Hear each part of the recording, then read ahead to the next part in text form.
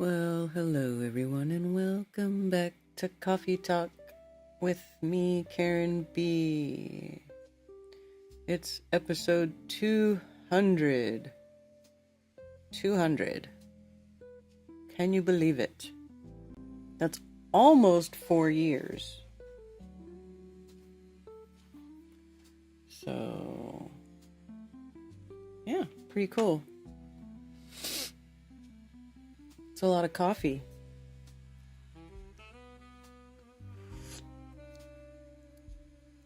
It's good to see you all here today and Monday, Moonday, September the 29th. Pretty soon it's going to be October of 2025. Can you believe it? This year is already almost over. I feel like it went by fast. I don't know. Every year goes by fast, it seems like. I don't know. It's all just become like a blur. Episode 200. Yeah, hey, what's up, Tony Coriolis, Scrotal Xerox, Earth First, Space Later, Dionysios, Billingtano, Fathead's Adventure and Homesteading, Run Boston Bear, good to see you. Tommy Tell the Truth. Thank you for that article. I clicked on it. That's hilarious.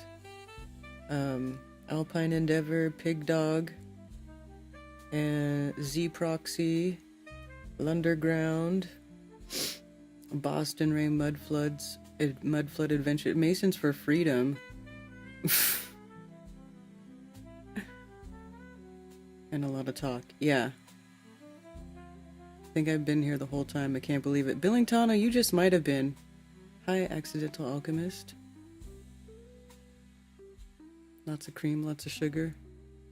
I actually have been drinking black coffee again. I stopped putting sugar in my coffee years ago when I stopped my addiction to sugar. Not that I still don't like to eat it from time to time, but I definitely laid off the sugar. And so I stopped putting sugar in my coffee because that was like where I was putting the most sugar. Was in my coffee. So, yeah, so now I've gone back to black coffee because I've been doing the intermittent fasting and it's been great. I feel better. I feel less bloated. I lost some weight that I was gaining. I was gaining a little bit of weight. So, anyway, Cymatic Smoke. Finally catching this live. Really? Sugar makes you fat, true. Yeah, too much processed sugar is really not good. No bueno.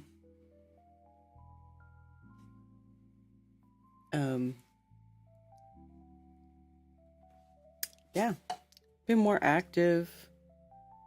So anyway, I'm busy. I've been busy in the background, doing things that don't involve doing stuff online. Hello, the Mandy Effect.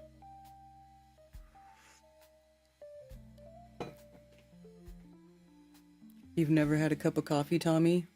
That's good. It's so hard to get away from the sugar. Man, I'm telling you what, it is. I forced myself to do it, though, because it was too much. I just got in this, I got a wild hair up my butt a few years ago that I was going to, just gonna go ahead and stop doing that and eat better and eat clean and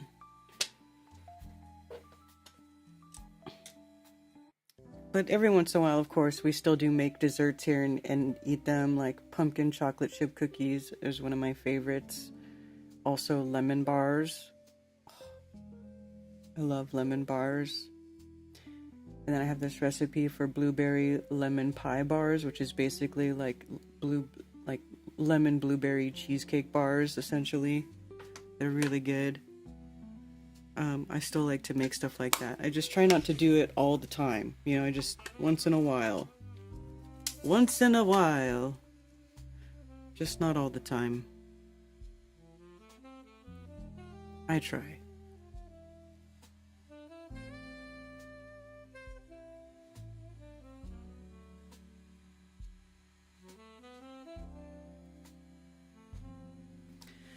Start putting MSG in your food. I've done like others, muscle gain not from anything. MSG? MSG? Why would you put MSG in your food on purpose? You gave up cigarettes easier than sugar? Really, Carrie? Wow. Well, cigarettes made me vomit, so it was easy for me to just not ever get into cigarettes, because tobacco and me are not friends. I'm one of those people where just a little bit and I'm like, I'm gonna vomit. I'm gonna vomit.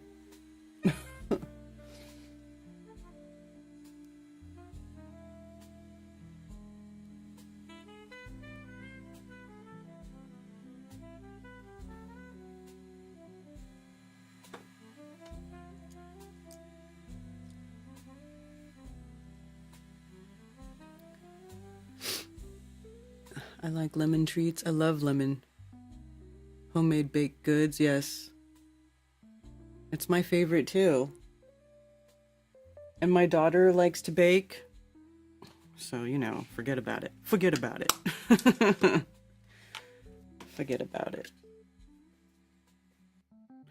I would like to, yeah. I mean, it's about time for us to bake something because we haven't for a while now.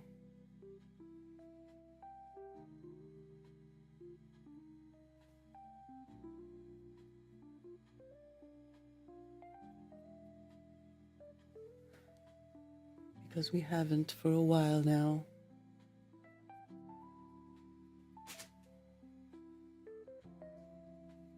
So what's up with this world we're living in these days? Is shit crazy or what? Like, I knew things were gonna get crazy, but then things happen and I'm like, you know, this is just wild.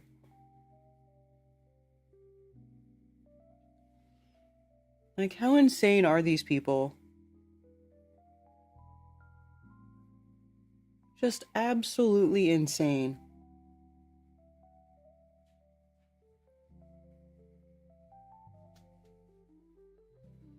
Cherry limeade? Ooh, cherry limeade is good. Hello, AJ.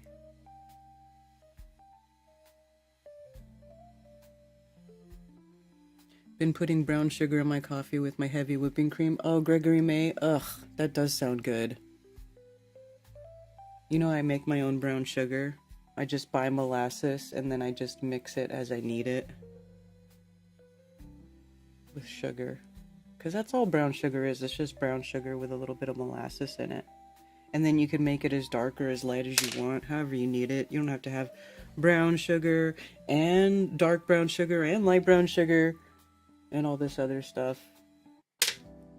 I just mix it up in a mason jar.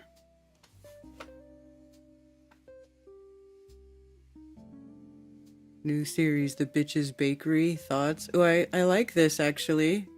This could be good. Record and produce a baking video. That might be fun.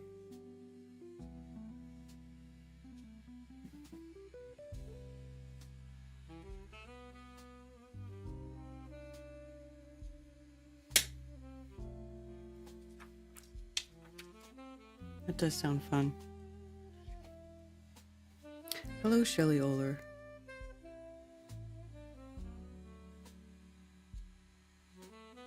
Yep. I'm about to eat the rest of the minced beef casserole you made 3 days ago. I love leftovers.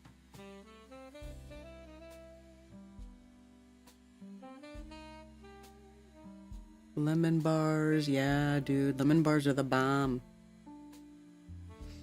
And they're really filling because the recipe is like, it takes like 6 eggs.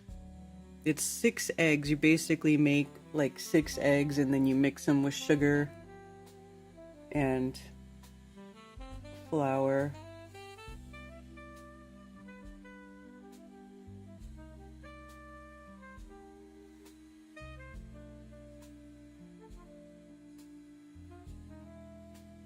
And of course, lemon juice.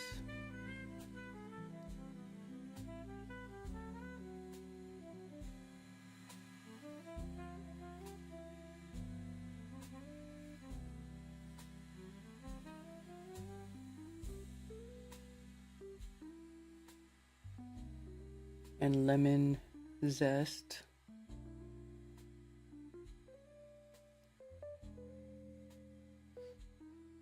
And then you got to make a shortbread, and it has a shortbread crust with butter. Love it. Butter and sugar.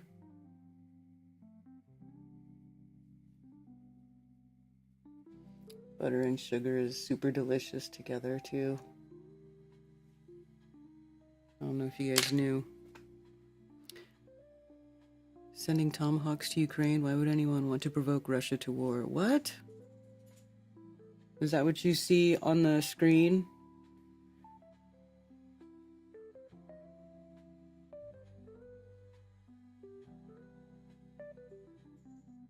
Government shutdown draws closer as congressional leaders head to the White House.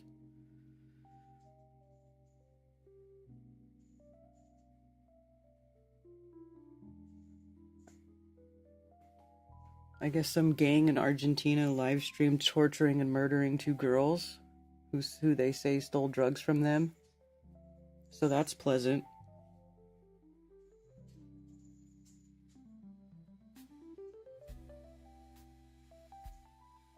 Starting to see that come up every so often now, a live stream of like a torture of some person that leads to their death. There was some dude that died on live stream. Like, these other dudes were messing with him, and they were acting like it was voluntary, like he wanted them to do it. And they were just... I don't understand this world. I really don't. Sometimes I'm like, I don't get it. I just don't get it. Like, what are you people doing over there? Can you explain?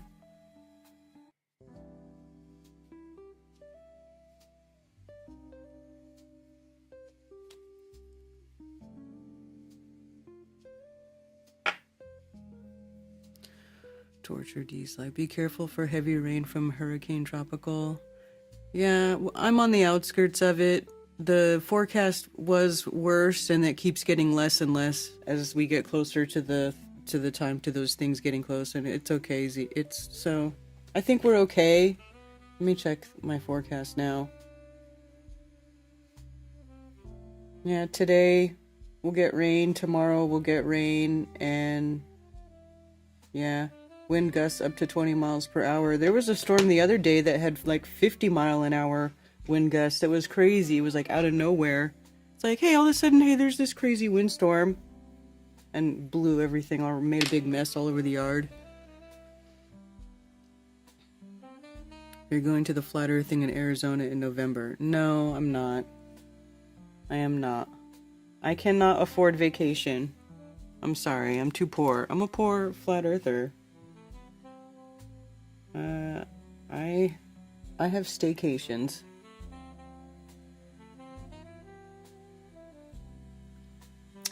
Unless, I do an event that takes me somewhere. Then I go.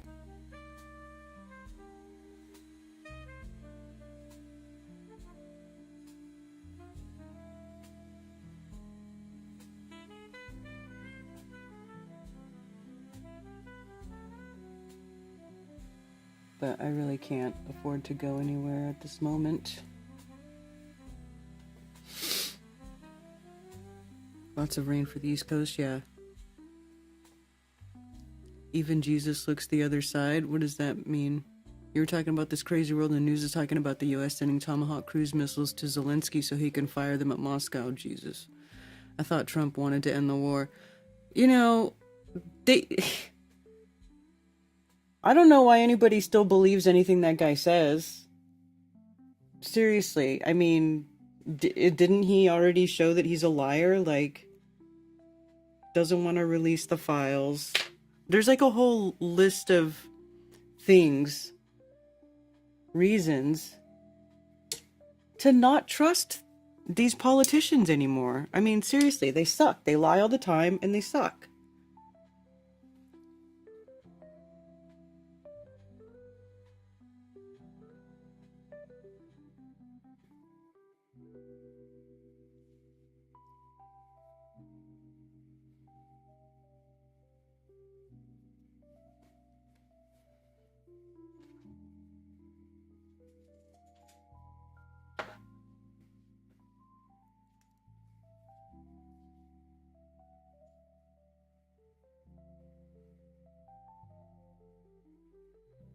How does anybody believe anything they say anymore?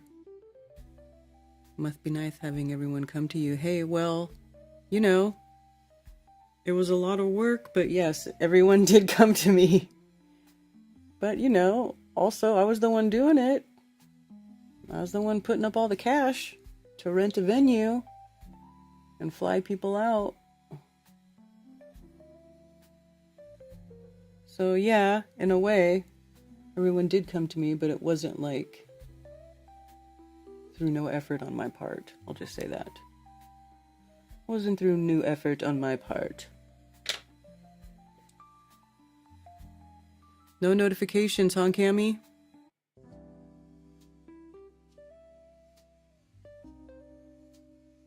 But Trump is playing 165,034 level chassis. Yeah, no kidding. No kidding. Yeah, you know who wins the war? The government. The banksters.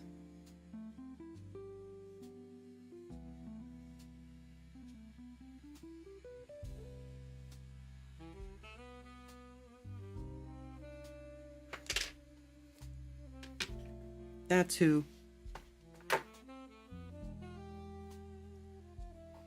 Netanyahu has been bragging that he's Trump's puppet master. I thought that he just made a video where he was denying being Trump's puppet master. So now he's bragging about it, or was he bragging about it and then people found out, and then he had to make videos saying, "No, I am not bragging about it being the Trump's puppet master. We have a very important relationship." I don't even know if I'm doing his accent right. I don't give a fuck. Fucking genocidal maniac piece of shit. Tell me I can't criticize Israel. Fuck you. Fuck you.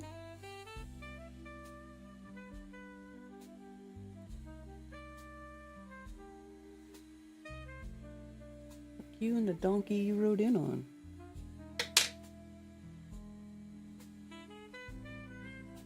You got a notification, Shelly? That's good.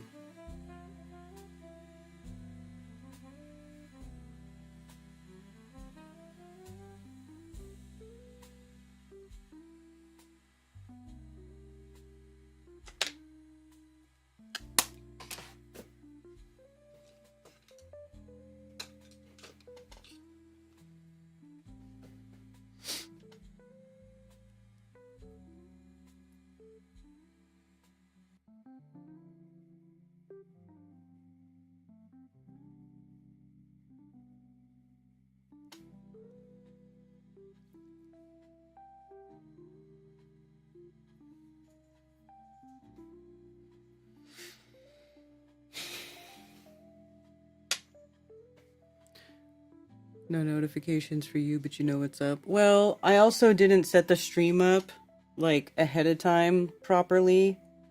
I just kind of set it up and then started it. So there was no, like, 30-minute warning or anything like that. It was just like, hey, I'm here. I'm a little late, but I'm here. What's up? I made it. I made it to 200. Liz, is Liz here? Liz is here. Liz is in the Eastern Standard Time Zone now. She's on East Coast time.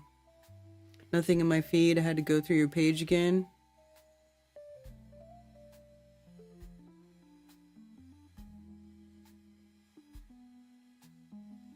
Hello, Nico and Lowry. How are you guys doing? Oh, look, commercial sound and video made it here too. Island life. Are you guys being evacuated?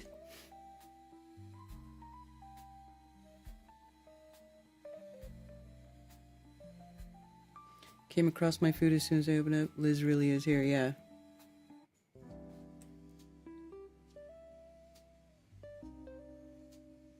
Liz is here. Are these brown or are these black? I think this one's black and this one's brown. That's brown.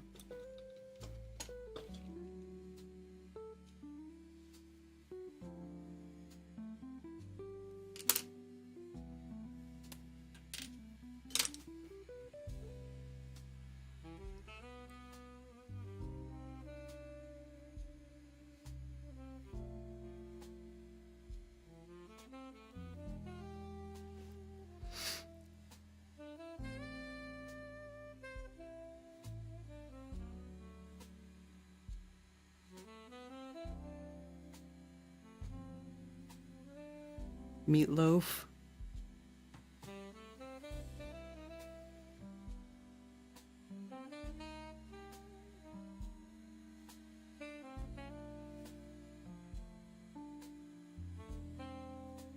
Have you guys seen this kid that's being pumped out on social media as like the new ultra white, right wing Israel supporter, little Mr. Judeo-Christian propagandist for all the young people? I mean, it's the most ridiculous, blatant, like, it's like, dude, they had this kid on deck after Charlie Kirk, you know, was removed.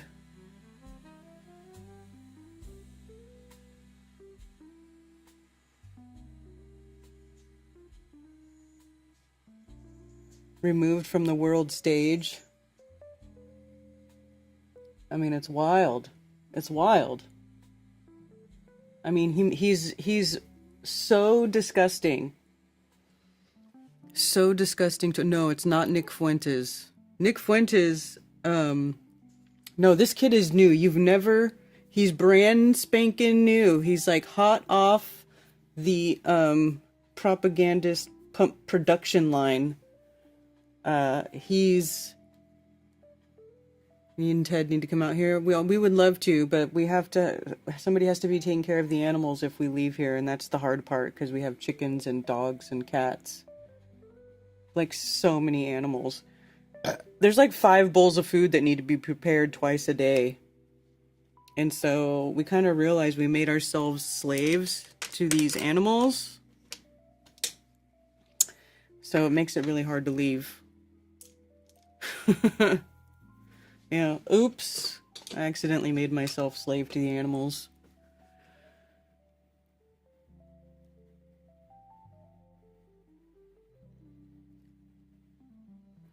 Brian went back to the Matrix. Well, Brian had to get a job because you don't make money, you know, sitting here online talking to a bunch of conspiracy theorists. You just don't. And some, you know, it's not really sustainable. You know, especially if you say the earth is flat on top of all that other stuff he was saying.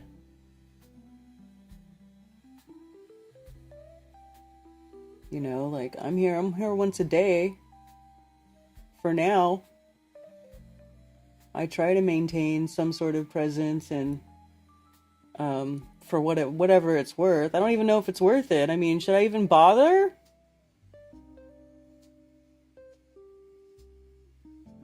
Because I'm just really not on the same page as a lot of people in this, you know, community. I'm really not. You know? They believe all kinds of wackadoodle stuff that I just don't. That I just don't.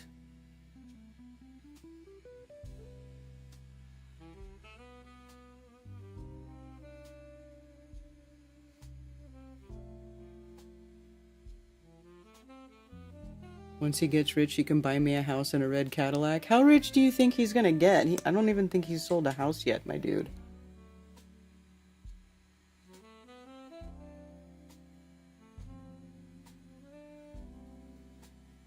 I would love for Brian to sell a house. I would love to see him buy a, you know, get a sale.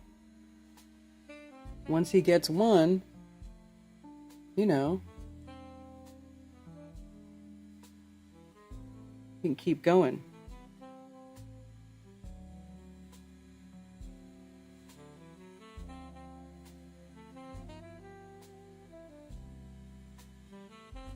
Brian's happy though. He's got an apartment. He's got a dog. He's got lots of jobs. He's always busy.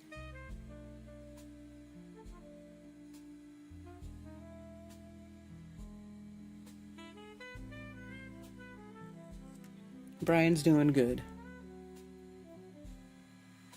How would I ever get all my chores done without you motivating me with your fun stream?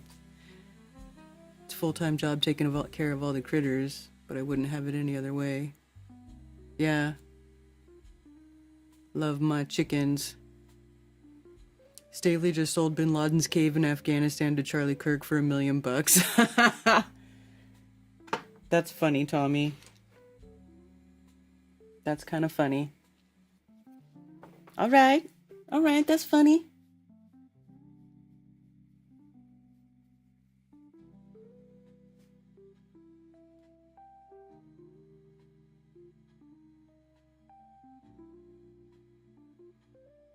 Yeah, it's nicer outside. There's still some bugs, but it's not as bad as it was when you were here before.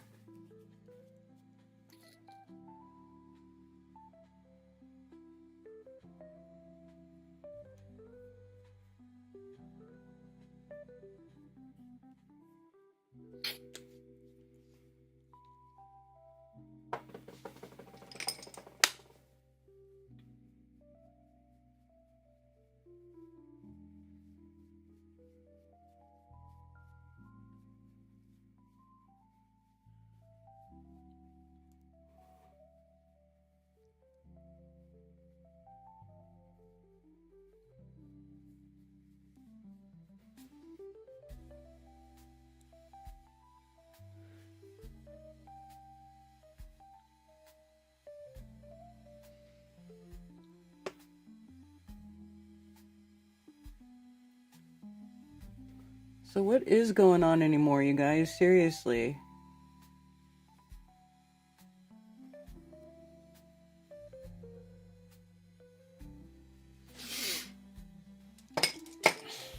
I just can't, I'm having a harder and harder time, spending time online, on social media, on X, because there's like, it's just weird. All the people in there, everybody is everybody's a forensic scientist. Everyone is like a weapons expert all of a sudden. Everybody has a theory about what happened, and they're all, experts on secret CIA weapons and hidden pocket guns and just all these crazy things going around, and I just get so tired of it. I'm like, who cares anymore? I don't even care anymore, because it doesn't matter. They had this guy, in front of a bunch of young people, and he was murdered. Very purposefully, on camera. It doesn't really matter how.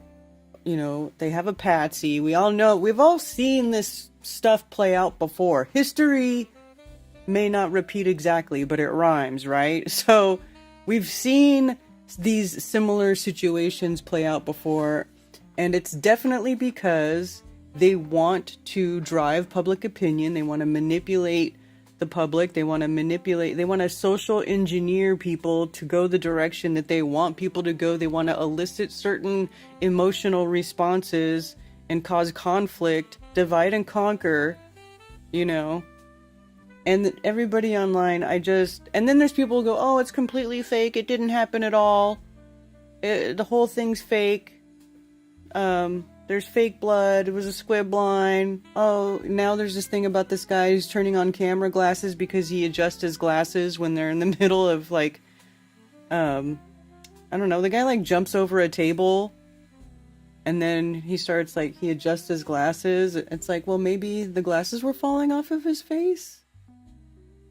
I mean, I don't know.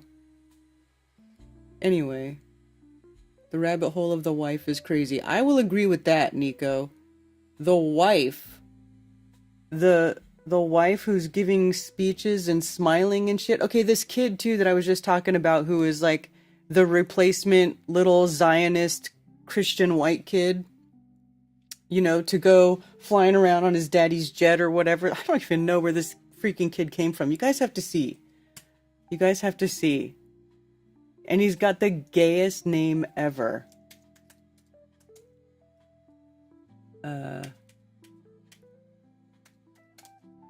How do you... I don't even know how you spell it. Brylan Hollyland. Brylan Hollyland. This kid right here. Look at this. Let's see. Oh, it's Brylyn. Bryland Hollyland. Look at this. I mean, what? He's got his own website. You guys have to hear him talk. It's so vomitous. So vomitous. But it was like an interview of him the day that, like, right after Charlie Kirk died, and he's like smiling and laughing. He's like, this is so terrible. Like, these people don't even try to have a soul, you know? It's just so weird. Oh, here he is praying to the wall. Oh, it's AI, okay. Oh, here, check this out. Alan Hollyhan's here, about 30,000 feet up. We are on the way to Arkansas. So everybody in line at the University of Arkansas to kick off my 10-stop campus tour. We are coming to you right here, right now. Stay in line. We have gotten a third room as we have sold out this campus stop 3 times. But we are coming to you. We will fit you in. Students will get priority, but we will make it happen. I cannot be more excited. We are back. We are on the road. We're coming to you one conversation at a time. If you're not at the University of Arkansas, we're coming to a campus near you soon, so check out my tour dates. We'll see you super soon. What's up, America? Brian Hollyhand here, about 30,000. Hollyhand. On his campus tour, he's just slipping right into that spot. He's the new campus tour kid. That is the sound of my generation taking off the shackles of the left that we've been a monopoly of. Do you hear that noise sweeping across the country? That is the sound of my generation taking off the shackles of the left that we've been a monopoly of the DNC for so long. And we're actually seeing a revival sweep across this nation. Not just political, not just cultural, but spiritual. Bianca, you know, politics is temporary, faith is eternal, and the images you're showing on your screen are my generation repenting and turning to the Lord out of this tragedy. Do you hear that noise sweeping across the country? I mean, this kid is young too. Tell me this kid has not been groomed to be like, look at him. It's amazing that Republicans have control of Congress. It is. You see, those are short-term fixes on a long-term cultural problem, though. It's wonderful that Gen Z shifted the pendulum to the right in this cycle. How do we keep Gen Z behind the GOP going forward? For this to be a generational shift and not a one-time change. There was frustration. See, so it's like just slipping right on in there. So let's see. I can search not from stuff that's not from him, so we can see the less favorable clips, because those are always fun.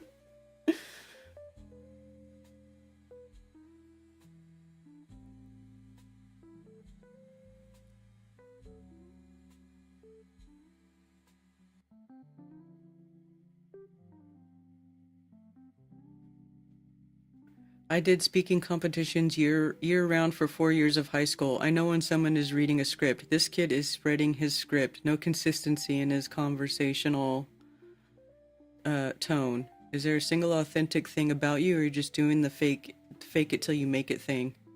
Politics. This is no longer a fight of just their parents or grandparents' arena. They want to get in the arena now, and it's so cool to see. So why don't we talk about the kind of stuff that you're going to be talking about on this tour? Obviously, I'm sure free speech is going to come up. What safety precautions, number one, are you taking? And number two, what kind of topics are you tackling?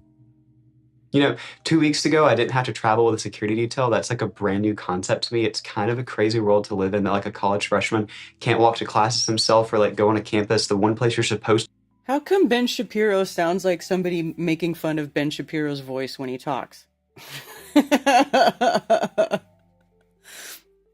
Smells like Zion Nazism. Smells like Heritage Foundation. Yeah.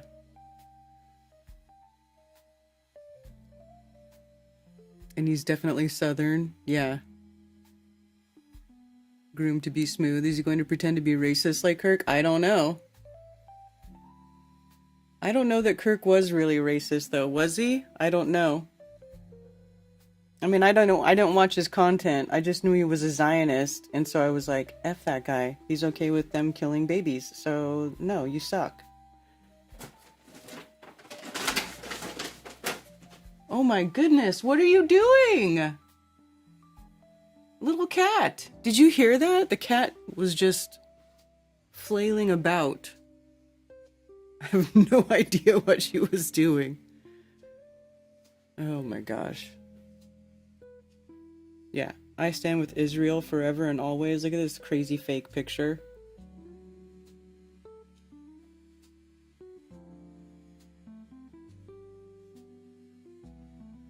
Nobody ever heard of this show, and look at him with a sign behind him like he's like I never even heard of this guy.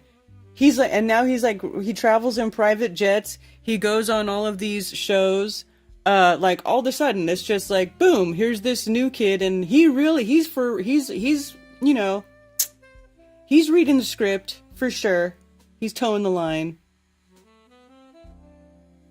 Over the country, specifically Yale and Columbia, they're getting shut down and overrun by these anti-Jew protesters, these pro-Gaza protesters, these terrorist sympathizers. That's what they are. Let's call it out for what it is. It's disgusting, it's vile, it's inhumane. Listen, the Democrat Party is being radio silent on this. Why? Because these are their own supporters. And in the case of Ilhan Omar, her actual daughter out there standing in the picket line and protesting this. It's disgusting, and they should be calling it out. It's pretty easy to come on and say, hey, we're pro-Israel, we're pro-Jewish people, we're pro-America. It's that simple. But instead, the Democrats are supporting this anti-Israel message being spouted by their supporters out there. He makes me want to vomit. He really makes me want to vomit. That's okay. I'll stop playing it now because he makes me want to vomit.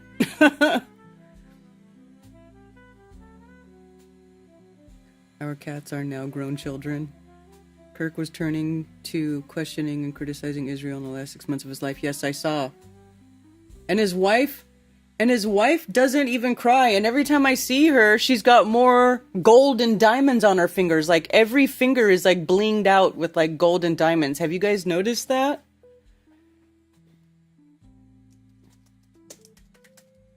And giving a speech 2 days after her husband was murdered. Like, I don't even know how you... I'm following her. Did I follow her? I guess I did. I don't remember following her. This is weird.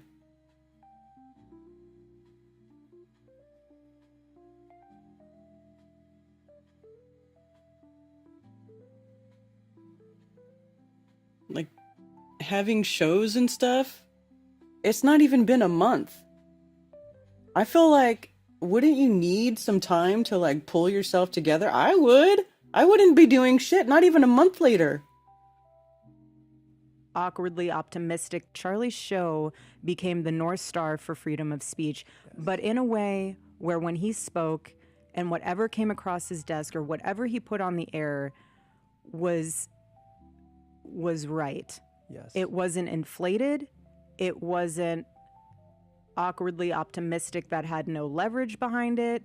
It was the gold standard. It was grounded in the extremely the grounded wisdom of the audience. But not only that, he had a team, still does, all of you, that was the sounding board of that. And collectively, each one of you are a piece of his brain. And so what I'm getting at here is the Charlie Kirk show is not going anywhere. My husband's voice will live on. The show will go on. The team is keeping this alive because we have Charlie in each and every one of us. Yes. And it is going to be continually the North Star of the conservative movement, of the voice of the youth, of the voice of... And we're just going to continue to exploit my dead husband for millions and millions of dollars that we're going to get from our rich billionaire Jewish donors. We're going to get $150 million from Netanyahu, and we're just going to keep the show alive. It's just going to go on and on forever, like forever propaganda bullshit. Yeah. Like, what kind of fucking clown world are we living in right now? Barf party.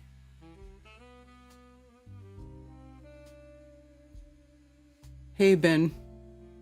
You're not a trained asset honeypot, Karen. I know, exactly. Mrs. Kirk's father worked for Raytheon. There you go. They called up a bench warmer even though he wasn't ready for the pro. Yeah.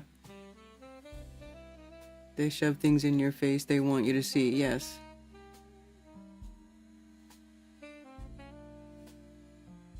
Thank you, NDB. Where are you at these days? Oh, did you see Voy? Hey, Voy! She gets your auto-follow just like that U2 album. Yeah, that's what it seems like, because I'm pretty sure I didn't follow her. I don't remember doing that. No one died, they're not married, the kids are someone else's. Okay, Gregory, you're like in the everything's all fake all the time, like complete fabrication.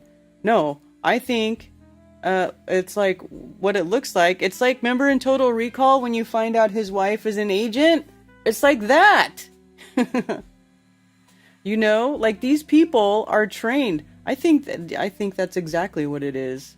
I mean, that's why she was able to, like, you know, have no feeling, like she knew this was a possibility. And don't worry, honey, just go buy yourself some gold and some diamonds, you know, that'll make up for any, you know, when your little girls are crying because they miss their dad. Just, you know, buy them some ice cream, buy them some, spoil them, put some money in their trust. They'll get over it.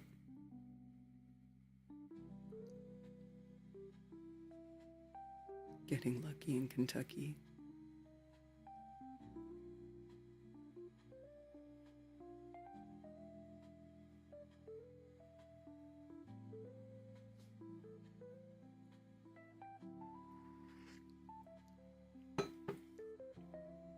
No, I think that guy really is dead. He's 6'5" and he looks like a bobblehead. How do you hide that?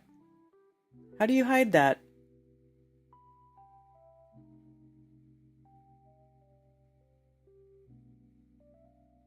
Look at her. Look at the evil look in her eye. You're just like... I'm just kidding. I don't know that. But seriously, it's kind of creepy. The whole thing is creepy about his wife. I just don't get it.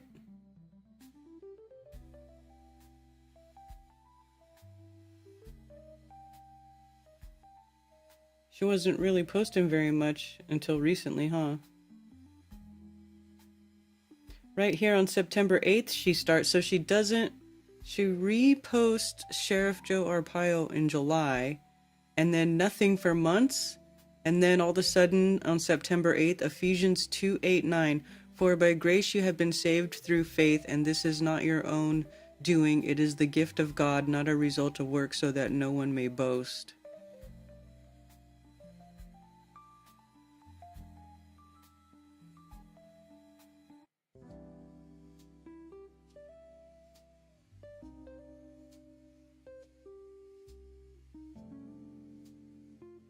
And then this is the memorial, where they have it at a stadium with pyrotechnics.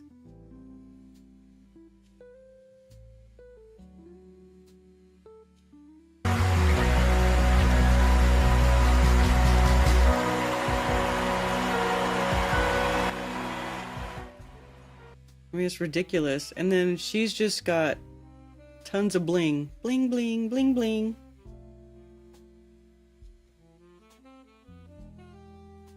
Oh, they got a glass. Is that bulletproof glass? She's supposed to act scared? This is so phony. So phony. Oh. Crying because it's just so hard to lift my hand with all these diamonds, all this gold. It's just so heavy.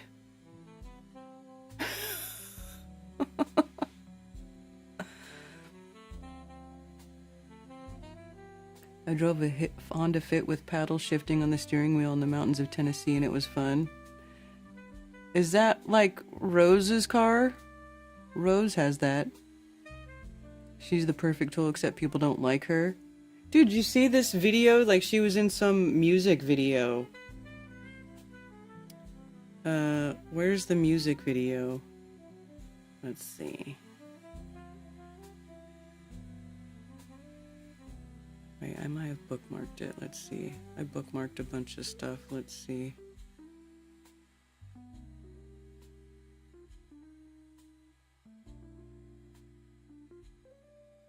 Oh, this song. Yeah, it's called She's My Kind of Crazy by Emerson Drive. And I'm not going to play it for copyright issues, but this is Erica Kirk in a music video. Does she have a real tramp stamp? Wonder if she has that tramp stamp for real.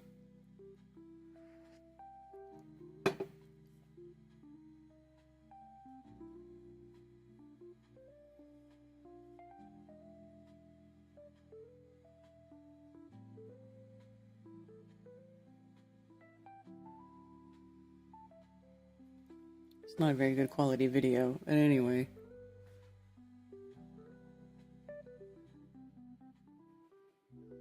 What's up with that nose sniffing? Am I sniffing too much? Sorry. I didn't even realize I was doing it. If Ukraine fires US supplied tomahawks into Russia, I'm wondering if Russia will retaliate against Western countries beyond Ukraine. Well, I don't know. I mean, isn't Ukraine basically defeated already? Aren't they having to kidnap people to go fight in the army? I mean, aren't they kidnapping people as it is?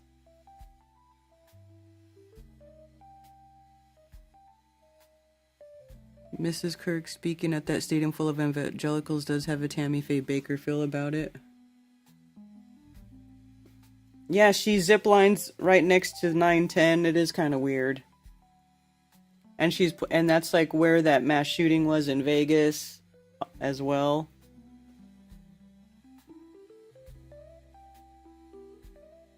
Like right here.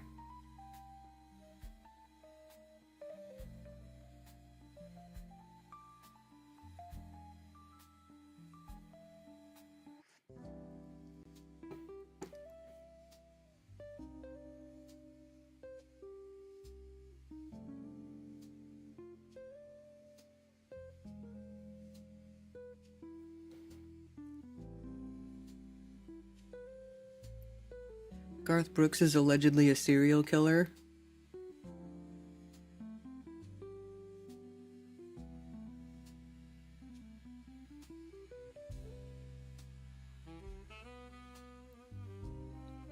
Here, okay, now she's ziplining right past 910.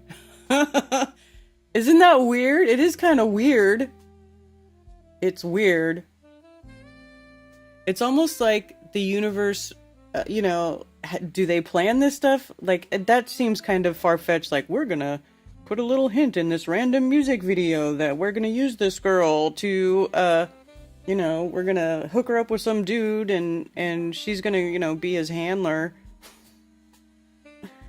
I don't know. It all just sounds kind of crazy. It sounds a little bit psychotic, to be honest.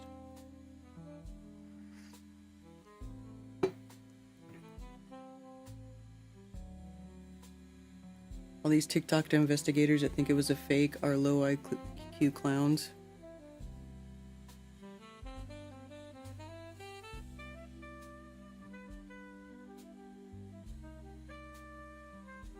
US just sent super elite force to Ukraine.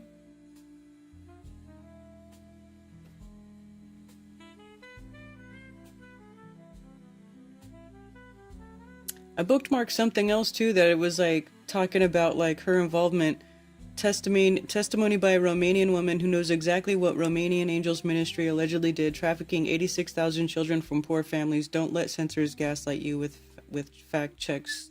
This is the truth about Erica Kirk. Now I don't know if it's true, but holiday season. I believe that we all have angels in our lives. And these are my little angels from Antonio Placement Center in Constanța, Romania. Yeah, I don't know. Our goal with the Romanian Angels Project was to show these children the true American heart during the holiday season. And what better way to do that than having our United States military personally deliver the gifts? Yeah, can you tell us? Thank you. Yes, I can tell you. First of all, I want to say that Erica was also a victim because she was pushed in a pageant without very, very young, and she just win right away. And then she worked for Trump. And Trump introduced, after the Jerusalem, introduced to Kirk to work for Kirk. She just was a honeypot for Charlie Kirk, and then Trump pushed her to work for Charlie Kirk. In 2012, the Erica was 23 years old, and she is already 500 million on her value, and she has several company, not model company, fashion company and other companies. And then she went in Romania with the military. I have the documentation. I'm trying to send it to you. And she works with the government, military government, to the several very poor city in Romania, where they try to adopt and they did kidnap very young children. Okay, I haven't watched this whole video yet. It's 5 minutes long, but I bookmarked it because I wanted to listen to it. But a lot of times I find this stuff and I'm laying in bed and Ted's, asleep still. And so I don't play the videos because I don't want to wake up Ted. But, so allegedly this is some woman who's a Romanian, and she's talking about this alleged charity that I think Erica Kirk's was involved with, and that it was actually like this is what I think most of these things are. Most of these, we save trafficking children. I feel like they are trafficking the children. It's just, how do you double check these things and know that they're actually saving people? She wanted to be rich, so they gave her an offer she couldn't refuse. The more psychotic it sounds, the less people will be likely to believe it, which is why it works. Well, maybe, but also, some things just don't make sense. Like Charlie Kirk not being really dead and him not being killed doesn't make sense. Why would they go to all the trouble to fake it just to relocate someone when they, how do you think this thing really affects people if this whole time, this last 10 years, he was putting on this whole show just to, at this point, after he's got a wife and 2 young children, to agree to disappear to Valhalla, island or whatever, and not be allowed, it just doesn't make sense. It doesn't make sense.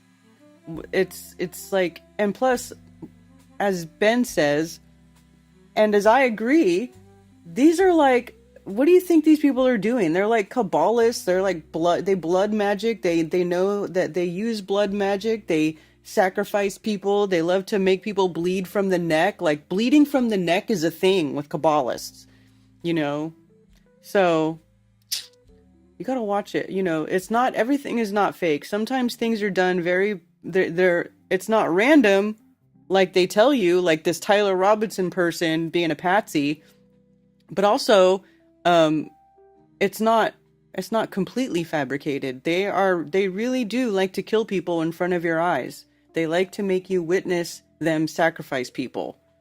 That's part of the psyop. That's part of the psychological operation. Part is the psychological bullshit they do to manipulate people and to manipulate the public.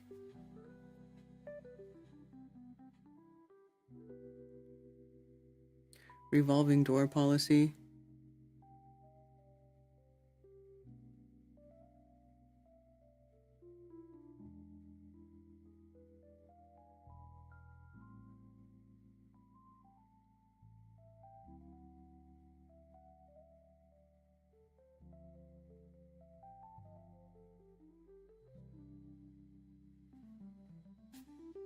I think they did kill him. She got put in a place to take over the giant thing he made when they knew he wouldn't sell out. Well, yeah. Yeah, I saw this video where they say the chair goes through the table, but I don't see that.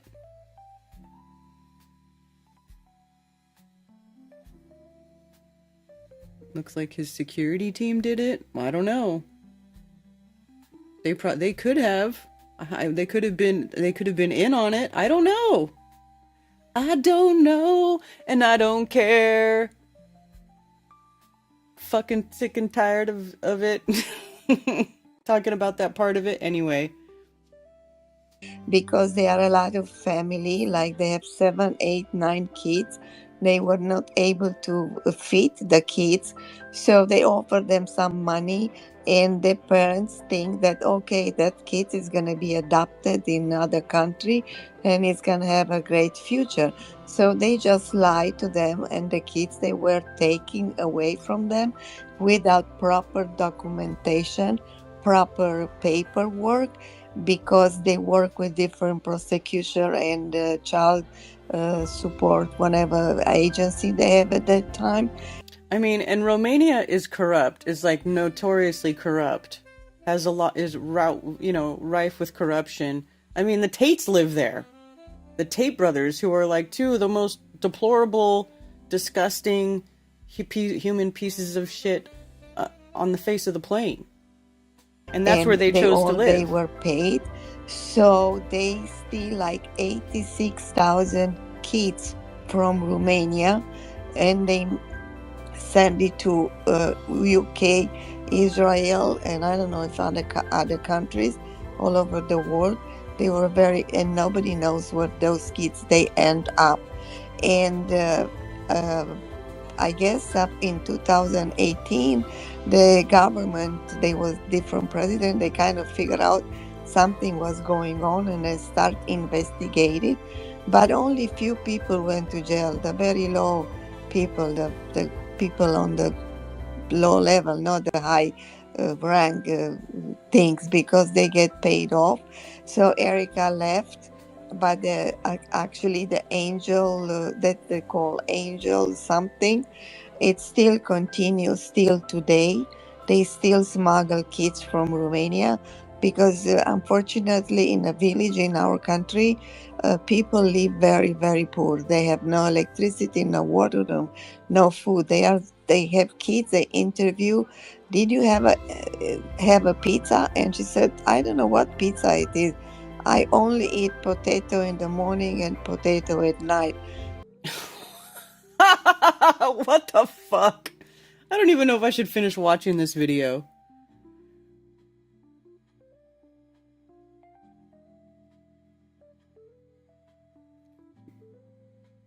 Charlie's wife being CIA agent, more like Mossad. Most important, it was not a lone shooter. The case has moved on from UVU campus. Yes, Snake Eyes. Yes, the Snake Eyes movie is weird. No, there's a movie called Snake Eyes. Let's see.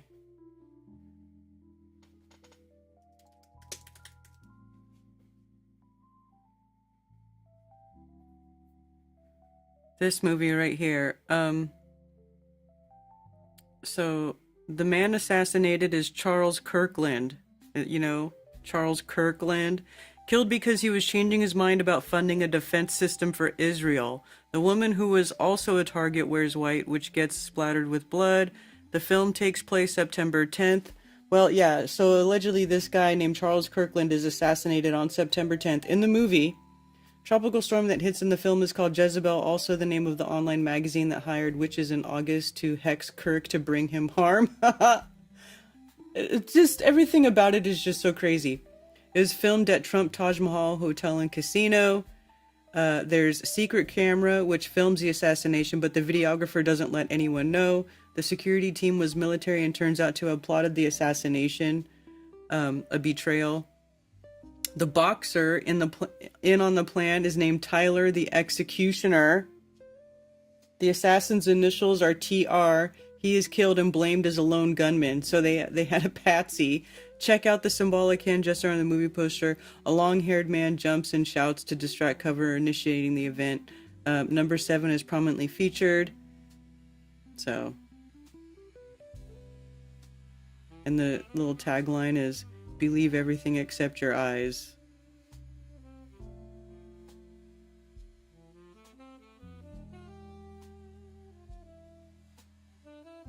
Yeah, plot. On the night of September 10th, during a tropical storm named Jezebel. Yeah.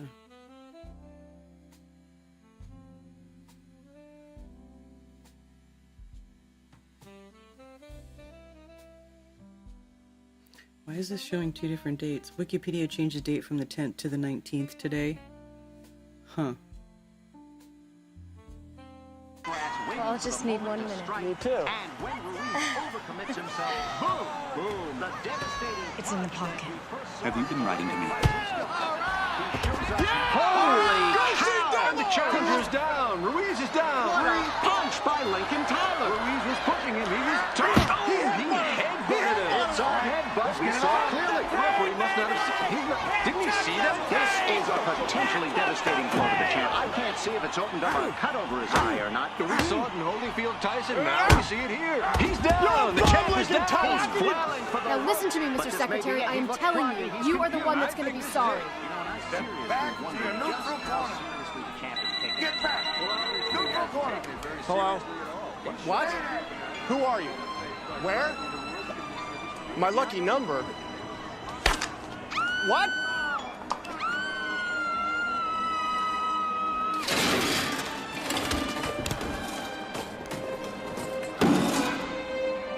Oh, look at that.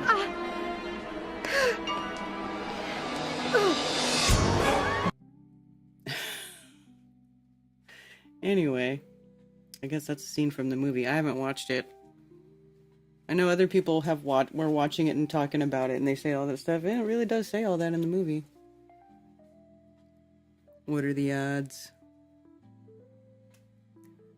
Just saw the Dairy Queen in Provo where Tyler was filmed is already closed permanently. Really? Why? So that guy bought a burger at Dairy Queen, so they're closing it forever, and all those people are losing their jobs. Hey, Thunder Chicken, happy Moonday.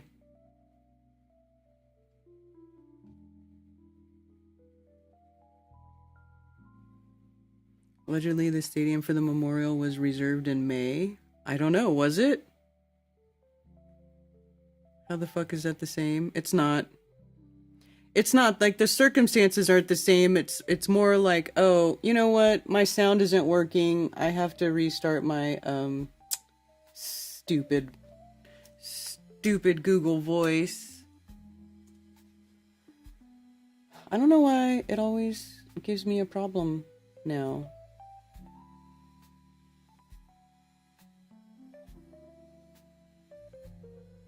So, let's see if that'll work.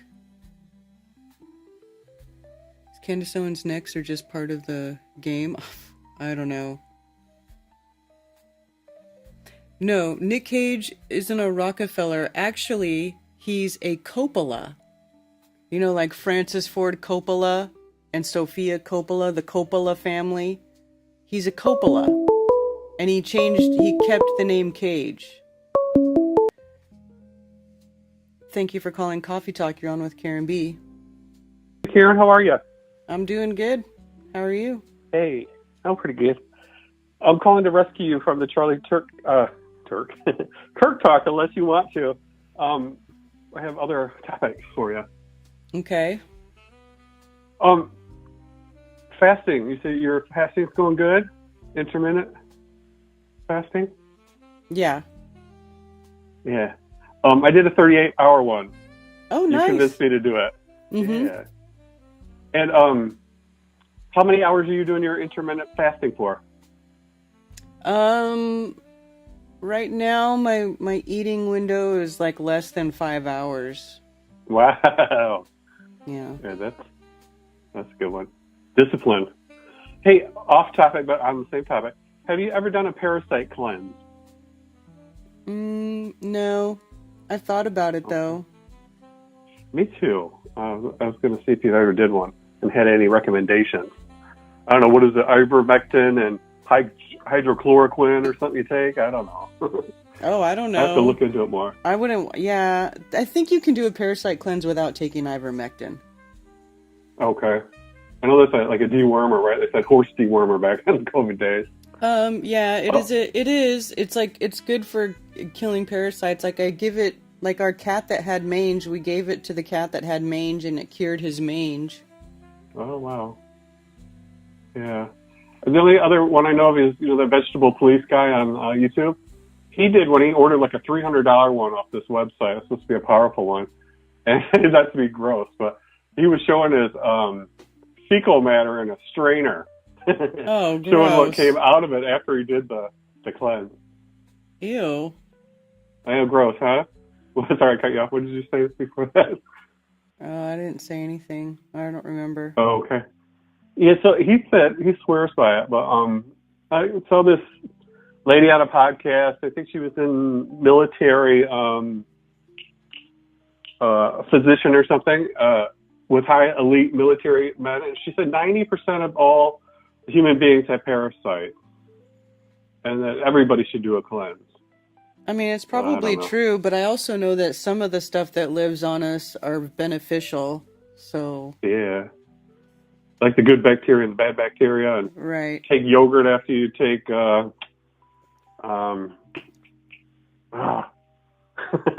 hate coming up with words quickly. Antibiotics, supposed to take yogurt after to change your gut biome back to normal. Yeah, like take probiotics if you've been taking antibiotics. Yeah, so some of them, it's not good to take antibiotics because you said there's good bacteria too. You want to keep, and it kills the good stuff too. And I heard this too. Your parasites can react to full moons. I mean, maybe. I don't know. Possibly. I can't sleep on a full moon. I usually take a sleeping pill or something because I realized it after the fact. I'm like, was it a full moon last night? Because I could not sleep. I don't know if that's something to do with parasites. Just crossed my mind. I don't know. Strange. Okay, if we ever take one, let me know. I will as well. Parasite cleanse. People are already talking about it in the chat, so you can look in the chat. Oh, good. Good. That's why I ask you, because then your audience can provide some tips too, or what to take. I was going to look on Amazon. I know you hate Amazon. Well, maybe they have a parasite cleanse on there. I've found some medicines on there before to sell other stuff. And if anybody's got heartburn, I was thinking about how much we love food. The intermittent fasting. Remember food comas? Like after Thanksgiving dinner, you go to lay down, take a nap. Oh, those were the best. After like 35, you can't do that anymore, otherwise you get the heartburn. Yeah, you're really not supposed to go to sleep right after you eat a bunch of food. No, it's terrible. You gotta let gravity. So I try to finish eating at least a couple hours before I actually go to bed. I try not to eat past 7 o'clock. That's my yeah, that's what I time. do too. Yeah, I've been swearing about it. I've been doing that for years. And then I got more topics for you. NASA, an Instagram guy from like not a Duffy, but said this will be the first time we're going to the moon. I guess it was just on their Instagram website. One of the NASA representatives. I don't know. And do you know who? There's a slip of the tongue. And guess how much 3i Atlas weighs? What now? Guess how much 3i Atlas weighs? Is that comet or whatever? Yeah, that's coming to Earth with aliens. So. Oh yeah, how much it weighs? Yeah. 33 billion tons. Oh, of course. 33, right? Of course. And then, aliens maybe 33,000 light years away. And AI Atlas is losing 330,000 tons per second, or something like that. I can't read my writing. The 33 is all over the AI Atlas, is what I'm trying to say. And all of space. Yeah. And Barry Stepp had on one of his last videos an actual NASA astronaut in a vacuum. That's the first time I've seen a video of it. This was like in the 60s. And the guy almost died. They had to shut it off. Yeah. The guy who was the testing spit on a his suit. tongue was bubbling. Yep. Mm-hmm. You saw that too? The black and white? Well, it was Yeah, the black yeah. and white. Yeah, he almost we never saw another video of them testing suits ever again. Yeah, because I know that's Mark's challenge. Yeah. Put me in a spacesuit and put me in a vacuum. Mm-hmm. So apparently they did do it back in the 60s. That was interesting. Yeah, and it did not go well. Then, what's that? And it did not go well. No, he almost died. He had the spit bubbling. It must be water bubbles in a vacuum. Yeah. Well, it And boils, blood. yeah. In a vacuum, water will boil at room temp at it doesn't even have to be hot. It just starts boiling because of such low pressure. Oh, what a terrible way to die. Oh, Yeah. seems like it would take a minute. Slowly boil you from the inside. Oh, and this is random. Jack Black, you know the actor? Yes. His mom was apparently Judith Love Cohen, who saved Apollo 13 with her genius abort guidance system theory. And that she casually solved the problem while in labor, called her boss, and gave birth to Jack Black. Jack Black was an admitted that and that wasn't Satanist. true. I thought that wasn't You heard true. that wasn't true? Mm-hmm. Well, I don't know. It's just something I heard. Jack Black admitted to selling his soul to Satan on Jay Leno. Joking with his other bandmate, Tenacious D. Sometimes they can come up with stuff. I'm not a fan. You heard NASA is now a spy agency? Yes. It's official? Yes, that Trump is making NASA a spy agency. Yeah. This is stupid. And let me see. Oh, well, I shouldn't bring this up, but I'm good anyway, Karen.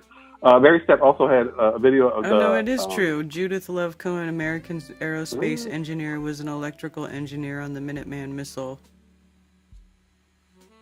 That's a trip. She's very into the occult, too. And then Jack Black came up.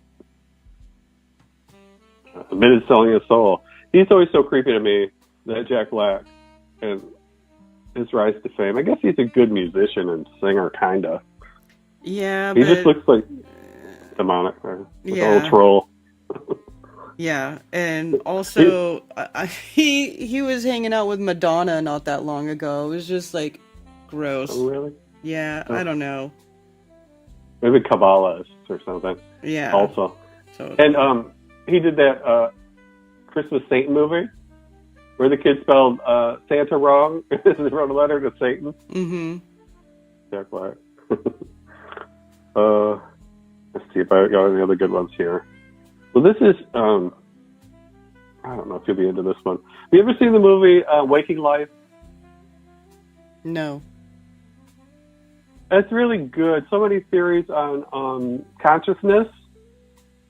So many good quotes in there and philosophers. And actually, first time I've ever heard of Alex Jones was in there in a little cameo, driving with a bullhorn down the street, yelling out anti-government stuff. Who's the guy that a famous producer made the film, or director? This is a quote from him. Dreams are only real for as long as they last. Can't we say that about life? It's about waking dreams. If while we're awake, that's really a dream, and we're dreaming, that's real life. That sounds hokey. You have to put it in context with the movie. If you don't ever watch the full movie, there's a Waking Life quotes. I think it's the title of the video on YouTube. It just kind of gives you what the movie's about if anybody's interested in watching it. It's really good. And lastly, since we're coming up to Halloween, is one of the 3 satanic holidays. I don't know what the third one is, but your birthday is also a satanic ritual. I wonder what your thoughts on this. Do you celebrate your birthday? Not really. Me either. Is your birthday a satanic ritual? Says who? Yeah, apparently. I didn't know. Blowing out the candles, singing the song. And it makes you age faster. If you acknowledge your birthday, you're acknowledging the passing of time. So Prince, Prince, the artist, he would never celebrate his birthday. Well, that's because he was Jehovah's Witness. And Jehovah's Witness don't celebrate birthdays. Yeah, they don't like holidays. And I forget what the third satanic holiday is. I think it's when the witches were burned at the stake or something. I think it was the third holiday. I can't remember it. Anyways, those are the topics, and I have plenty on Charlie Kirk if you wanted to, but I think you're over it. And I'll just say, look up Sunglasses Guy, the guy that took down the camera from behind him. Yeah. Have you seen that video? How he ran out immediately after and got in position to film him going to the casket? He climbed up on a little embankment. Did you see that?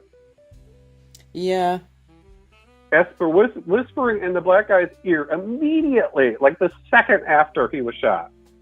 Whispered in the black guy's ear and then ran back there and got in position. Yeah, I don't know. Suspicious. I mean, they are trained security, so I don't know. Yeah, and tackling him right after he got shot, the muscle guy tackled Charlie Kirk to the ground. They didn't tackle him to the ground. He fell. You can watch him fall over. The muscle guy just ran over and dove on. Well, they probably dove because they were just trying to get to him to see what was going on. I mean, it's all pretty chaotic when stuff like that goes down. Yeah, or maybe cover him with his body. Yeah, or if they were going to keep shooting, I don't know. Who knows? But it would look very suspicious to me. And there was no blood on the ground, but there was just blood on the table. I don't know about all that. Nobody has showed me pictures of the ground with no blood. Oh, there's no blood. Plus, it was grass. I mean, it could have soaked into the ground. Yeah, hard to see in grass. Right? Yeah. So all these people saying there's no blood, I don't buy that because I saw lots of freaking blood. They're carrying him away. His whole left arm is like covered in blood. So there is blood. They can't really see it dripping in. His shoes are perfectly white. But it hit his neck, so the blood's probably not going to get on his white shoes. Well, he immediately fell down in the chair. He could have bled out in the ground. Did you see how fast that blood was pouring out? I mean, that was a rapid loss of blood. Still haven't watched the blood spurting out. Oh, dude, it's gnarly. It just starts pouring out like a faucet. It's disgusting. So, you're talking about a rapid loss of blood. And they don't start carrying, and then they just pick them up and start carrying them. But, if your heart has already stopped and your blood pressure has already been reduced to such that the blood's not coming out anymore, well... Yeah, well, you would think it would be a good 15, 20 minutes to keep bleeding. When she hit the artery, it's just going to keep gushing and gushing and gushing and gushing. They blew they blew a hole in the major artery in his neck. I mean, it's like as big of an artery as you could get. It's like right there. It's right next to your heart. It's like, there's a few places if you would get think cut, there would be a huge pool of blood. Huge. Well, the blood went somewhere. Wouldn't you think? But I'm pretty sure that he was like on grass. So, And they dove on him. Wouldn't they all be covered in it too? And anyway, two videos, sites to go to if you haven't seen good videos. Jimmy Dore did a really good one. A different exploding. Well, you probably seen it. Jimmy Dore and Melanie King did a good one too about an exploding microphone. Remember the exploding pagers from Israel? Yes. I don't think it's an exploding microphone on his left chest. There's the one with Jimmy Dore did a good one about a cell phone gun. Mm-hmm. There's a guy right next to him in the crowd in a white T-shirt. Looked like he was cocking a gun, the cell phone thing. That was really weird. I don't know. All of these hyper analyzations of people's micro movements, they don't prove anything. No, but it's better than it's ridiculous. What the FBI is giving us. I'm glad to see everybody's looking into it, I slowing don't down the believe the videos. FBI story, but also like all the super sleuths on the internet, they're all like analyzing copies of a copy of a copy of like a very low grade video. And these, every time you upload a video or download a video, it goes through some type of compression. And digital compression, when you're talking about, copy of a copy, it makes weird things happen in the video. It degrades it very much. Pixels will jump and stuff. And it's like, are you guys even analyzing something that was there? I feel like these type of analyzation should be going on with like first generation high definition video, which brings into question the guy going and taking the cards out of the video cameras and stuff right away, and those not being released because there's a camera facing him, there's a camera that's behind him looking forward, and so like, where are those videos? High def, right there, like up close, as horrible as it would be. That's what you have to look at if you really want to have any sort of like something to work with, I feel like. But like these copy of a screen recording of a copy, it's like you guys are just finding all kinds of ridiculous shit to look at. Yeah, flash here. That could be something, a reflection off a mirrored surface somewhere else. You know what I mean? Oh, there's the gun flash. I get all that, but I'm glad. I'm happy that they're looking into it further because apparently the government. Well, yeah, people should ask. Cover it up. People should ask questions, definitely. But the point, but also there's a lot of dross.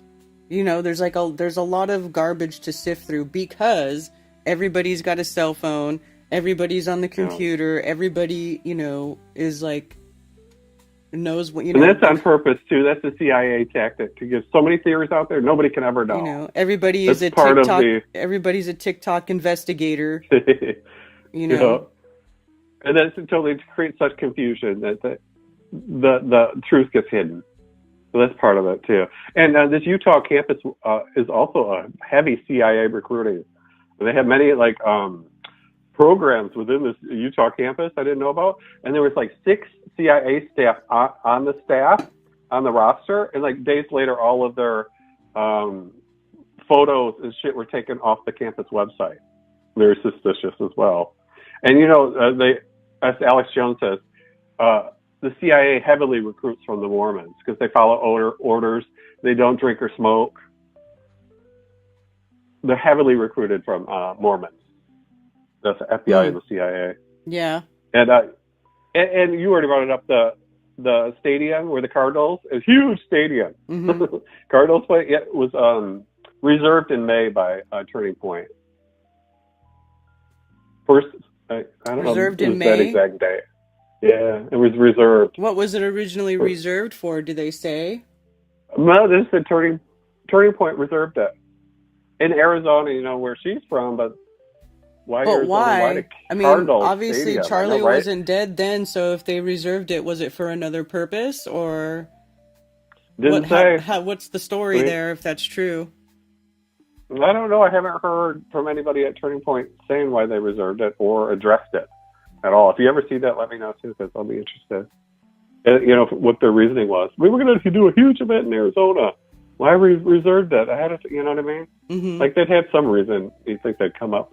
Maybe they'll address it at some point to quell rumors. But anyway, sorry, I didn't mean to go on the whole Charlie Kirk thing. I didn't know if you wanted to or not. I was trying to divert you from, different topics like parasite cleanses. All right, well, yeah. Anyway, great talking to you as always, Karen. Anything else? Should I let you go? Happy 200th episode. Oh yeah, thank you. You're welcome. Alrighty. Yeah, right. You have a great day. Okay, you too. All right, talk to you later. Bye. Yeah. Yeah, we just had 11:11. We need to train the swamp of bullshit conjecture. Yeah.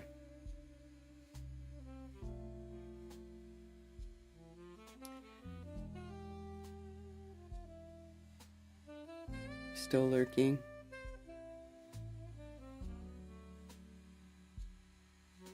What are you and Cammy doing today, Liz? What are you guys doing? What's up? When are we gonna hang out?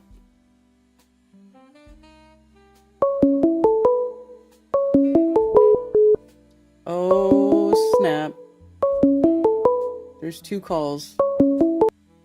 Thank you for calling Coffee Talk. You're on with Karen B. Hey, Karen. It's Glenn. I just shot you an email with, you were interested in the anatomy of the Kirk thing, so I shot you an image with some of my notes on it, which is, I'll let everybody draw their own conclusions on it, but you'll notice a bulge on the back of the shirt there, and,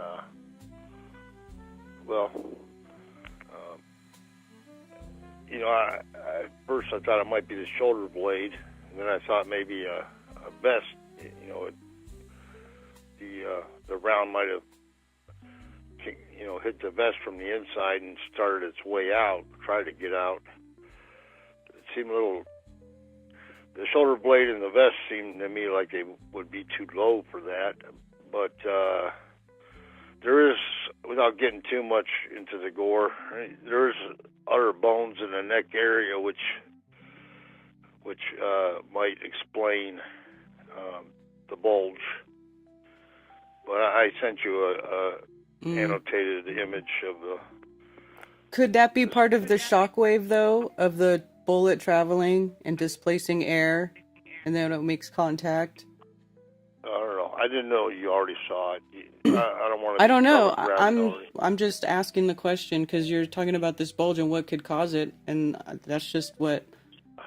I'm just wondering. Well, honestly, when I looked at it, and I just looked at this one for a couple of minutes, I did not examine it with that in mind.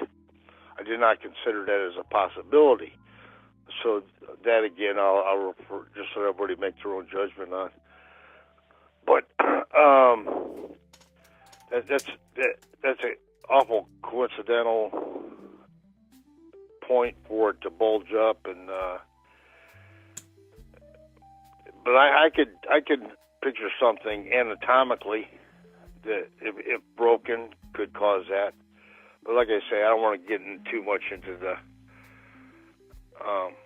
And I'm not going to try to form an opinion right on the spot here of whether that could be possibly an air pocket. I'm not sure how an air pocket could be created underneath a shirt without air being introduced. And I don't see any mechanics right off the top of my head that would introduce air into this shirt to get, that you would need to do in order to get,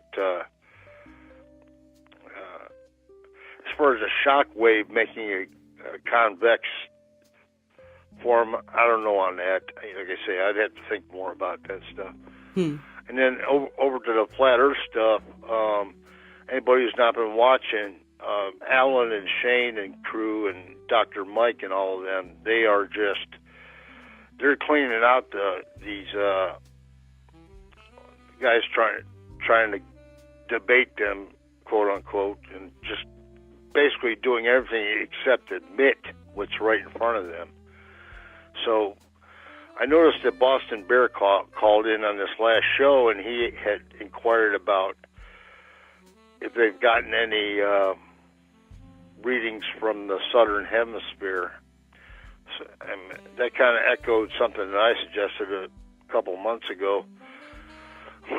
So anybody out there who in the southern hemisphere, the eastern hemisphere, or anywhere really, who wants to duplicate what they've done already somewhere else in the world to add to the database, get in touch with Alan and crew.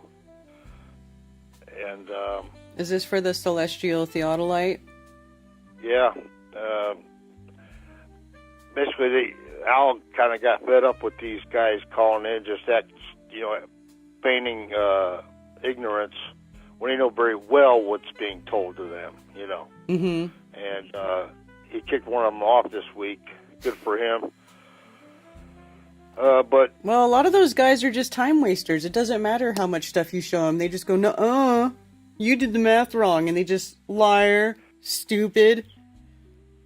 So yeah, and like I told Alan, to them it's kind of entertainment because they know the whole world has their back. Mm-hmm. So they're just kind of they're the hero going out to make fools of these flat earthers, right? Yeah. So to them, that's like an excuse not to take it seriously, not to conduct themselves seriously with the thing. It's a waste of time. And I mean, while they were insisting on continuing to debate these guys, I made my suggestions as to, you know, what came to my mind. But now that they kick this guy off, I say, you know, let them all go. Now you just focus on the field right now. And like I said, they've got a way to do it. Just get in contact with him, and they will tell you how to do the experiment. But like I told Alan, you know, make what you got more powerful now. Instead, you know, just work on polishing what you got and add to it. Just make it stronger. It's just a waste of time and energy. It's a shame to see their minds go to waste like that every week. With these guys just getting up there acting like idiots. McCartoon and Ruhip, they got smart. They're hiding because they know what would happen if they come face to face. And I also suggested to Alan, any debates between Ruhip especially, I mean not Ruhip, McToon especially, have to be closely moderated. I mean, they cannot be allowed to take one step. Because Ruhip, in my opinion, I mean not Ruhip, McToon, he's a very powerful debater, and sorry to say it, but in my opinion, no one can beat him in a debate. He's got all the tricks in his little bag of tricks he uses, which have nothing to do with facts, you know. So that's why I say anyway. I know I'm rattling off. I'm sorry, but. I just noticed that you had that interest in the anatomy aspect of this Kirk thing, so I shot you that, and I hope it helps. All right, thank you. Okay, bye. Bye. All right. I agree, Ben. Ben says for sure his neck did not stop a 30-06. That's ridiculous, and where I have serious questions. I agree. I don't agree with this 30-06 story either. That doesn't make sense. Without the ballistics data and the autopsy report, all we can do is speculate. Looked to me like it came from his right side and out the left side of his neck, not a straight-on shot from the from the building. Well, I don't know. Hello, Ted, my love.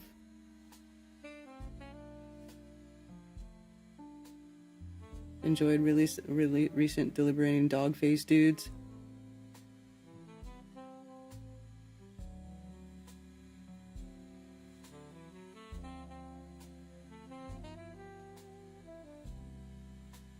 Yeah.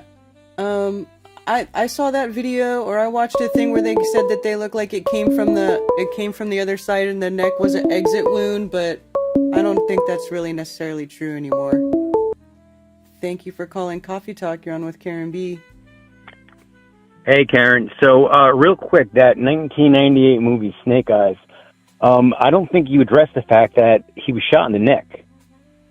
Yeah, we watched a clip where they. Oh, you did. You said that. Okay, no, because I heard you talk about it, but I thought you excluded that. I'm sorry. Well, I didn't. I guess I didn't really. I don't know if I said it or not, but I did play the clip where he gets shot in the neck in the scene right next to him. Okay. Yeah, I mean, think about it. Shot in the neck. Yeah. September 10th. Tyler the Executioner. The whole, Israeli connection with the arms deal. To me, it's mind blowing. It's weird, right? It is really weird. I mean, beyond weird. Mm-hmm. Yeah. Beyond weird. I mean, you could talk about crazy. simulation. You could talk about... Now, keep in mind, too, Kirk was only 5 years old. Charlie Kirk was 5 when that movie was shot or released. Really? Yeah. So he was born in 1993. Movie came out in 1998, right? So, I mean, I have, two possibilities in my mind. Either the people that, orchestrated this, that planned it, use that movie kind of as a baseline and then filled in some of the gaps, or we are in a simulation. Yeah, I don't really agree with the simulation thing. Sometimes I wonder, though, if it isn't just the universe or maybe even the creator putting these things in our faces to show us, you know, where the deceptions are. Like if we're paying attention and we notice it, I don't know. Yeah, I mean, when I say simulation, I'm not saying we're inside of a computer, you know, in some, you know, 8-year-old kid's basement when he's, you know, programming. You know, simulation like, I guess sort of like, you know, Maya and Buddhism, you know, reality is malleable, you know, Mandela effect type stuff. It could be something similar, I think. You know, this whole Maya concept in Hinduism and Buddhism, it ties in, I think. Yeah. Yeah, it could be. But yeah, I mean, you guys have pretty much covered all of the, you know, anomalies and all of the, you know, coincidences that have taken place with Charlie Kirk's assassination. I don't think anybody's yet mentioned that guy with the sunglasses that kind of pulled up on his sleeve. I know there's a theory about it being his mic that exploded or maybe a bullet that shot out of the mic. I'm not sure about any of that, but the footage is pretty clear that that security guard or that security detail person with the sunglasses, at the same time he rolls up his sleeve and kind of pulls on it, at that exact moment is when, you know, Charlie Kirk got killed. I know what you're talking about. I know what you're talking about. Actually, yeah, that one I kind of have a question about, because maybe I should pull it up and we should watch it.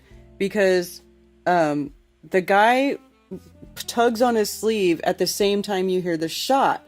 But if you play it frame by frame, Charlie's body reacts to the shot before you hear the sound. So his body starts reacting, then the guy tugs on his sleeve the same time you hear the shot. So if you look at it that way, it kind of doesn't really, I don't know. I don't know if that's really a thing. I'll have to pull it up and look at it again. Sure. Okay. Now, that was one of the two guys that was making all those hand signals, those hand gestures. Mm-hmm. So, you know, so that's, you know, but yeah, I mean, as far as slowing it down to the exact second, yeah, I'd be curious to see you do that. But yeah, this whole thing is just so bizarre. You know, my final thought about this is when they released immediately that footage of the blood gushing out of his neck, which was horrifying to watch. Mm-hmm. They still show that footage, and you know, there's a lot of content that they're excluding, that they're not showing, that isn't as grotesque as that, and it's not as disturbing. And the claim is that, you know, it's just too much, right? So why would they allow the release of such gory, horrible footage immediately, and they still do, right? I mean, this whole thing has to be a massive psyop. Clearly, he wasn't shot with a 30-06. I mean, that's, everybody agrees on that. Yeah. Which is good, because at the very least it shows that we're being lied to about, you know, the official narrative. So I find this fascinating. You know, it's the reason why I say I find it fascinating is because I love the fact that so many quote unquote normies are questioning everything right now. I think that's wonderful. You know, theories about him, you know, being alive and, you know, being in, not Australia, what's the other country? Tasmania. What's that country? Whatever? No. Oh my God, I can't believe I'm blanking out right now. New Zealand, right? So there's theories that he's in New Zealand because Kash Patel mentioned Valhalla, and apparently Valhalla is code word for New Zealand, where you know, people in witness protection go. It's just all so insane. But you know, again, I am finding it very intriguing, and I do like the fact that it seems like the vast majority of people, again, normies, if you will, are questioning everything. I like that. Yeah. I think that's healthy. They should definitely be asking questions, because we definitely get lied to about these events. For sure. Yeah, we do. We sure do. So anyway, those are my thoughts. I appreciate you listening, and I'll just sit back now and listen. Thank you. All right, cool. Thanks for calling. Yep, bye. Bye. What are you guys saying in chat? What are we saying? Chris is the shit, and thank you, Jay. Oh, you must have been a guest you had.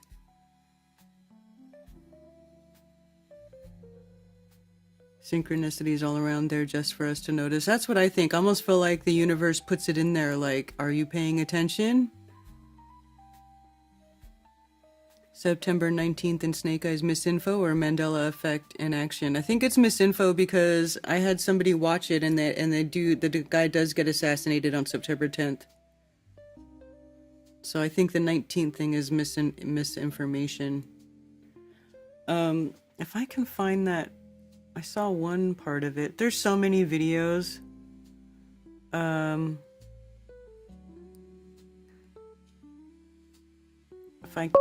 can't find that one though. There's just too many. There's too many videos.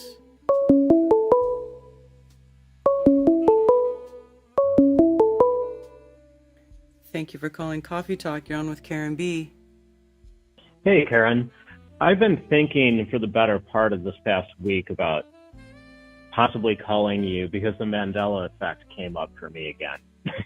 And I wanted to see what you thought about it. And then I heard you talking about Brian earlier in the show, and made me think about it. And then the last caller was talking about it. And then you were talking about snake eyes, too. So a couple of days I saw the snake eyes thing and all the weirdness about that. And someone was suggesting that, who knows, maybe that's because it obviously couldn't have been a plan.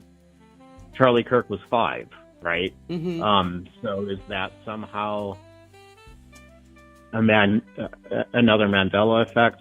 I don't know. But the reason it came up for me last week was the thinker. You know this Mandela effect? Yes. Where the thinker... Yeah. That one really disturbed me. It's, as Brian would say, it's a real anchor for me. Yeah, because, that one bothered me too. Yeah. Well, way back in the day, I went up to Vancouver just to have a fun weekend with my ex. This was, oh gosh, early 2000s. And it was an incredible weekend where everything was just like falling into our lap. So we happened to be walking by this really cool old theater in Vancouver called the Morpheus, and there was no one around on the sidewalk, but there was a tour bus there. And as we were walking by that, the door opened, and we ended up talking to Nash of Crosby, Stills, and Nash, and they were playing at the Morpheus that night. We finished randomly talking to him briefly, and we're going by the box office, and there was a lady in there, and we talked to her and said, "There's no tickets for the concert tonight by any chance, are there?" And she said, "No, but Ticketmaster oftentimes holds back a section of tickets, and if you stop by an hour before the show, you might be able to get one of those." So we decided to go to just find a bar, and we found this super cool bar to wait in before going to check on this ticket, and sit down at a table, and we noticed on our table and all the other tables, there are these cards with the thinker on them. And I really love looking at art and going to museums, but my big thing has always been sculpture more than paintings. And Rodin has always been a favorite of mine. And I couldn't believe it.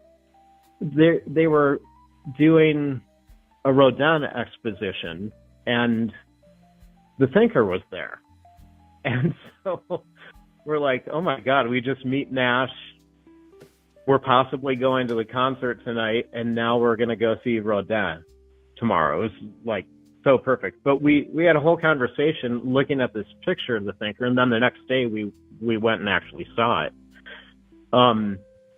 And we were actually talking about how the pose was weird with the fist to the forehead. Mm-hmm. I always think of, your chin in your hand when you're thinking. Mm-hmm. Whereas, and we're talking about how this looks more like an athletic pose. Anyway, that's why the thinker thing really bothered me a few years ago when I heard about it. Well, it came up for me again bigly last week when I found out that a world-famous playwright at the turn of the century named George Bernard Shaw, he's the guy that wrote Pygmalion, he actually got together with a world famous photographer named Coburn. I don't know if you know of him, but like I said, he's a world famous photographer, and he and Coburn wanted to do a photo of George Bernard Shaw posing as the thinker. So they get together, and George Bernard Shaw is a Brit living in Victorian England. And you know what the Victorians were like. They were very prudish and all that. Well, he wants to do the thinker so much, he strips off all of his clothes and does this photo nude with Coburn. And so it's like a big deal back then. And he poses as a thinker, and you can look it up right now. The photo became world famous. Here's George Bernard Shaw as the thinker, and he's got his fist to his forehead. Yeah, whenever Brian and I would do shows, there's ones where we would talk about the thinker, and there were all these people standing next to the thinker statue posing with their hand touching their head, but the statue now has its hand on its chin. It's pretty crazy. Yeah. So the thinker changed. All the thinkers, by the way. There's not just one. When we went to the exhibit, we learned all about the lost wax process that Rodin used, and he created more than one using his mold that he made. Anyway, all of the statues changed, or sculptures, but the people didn't.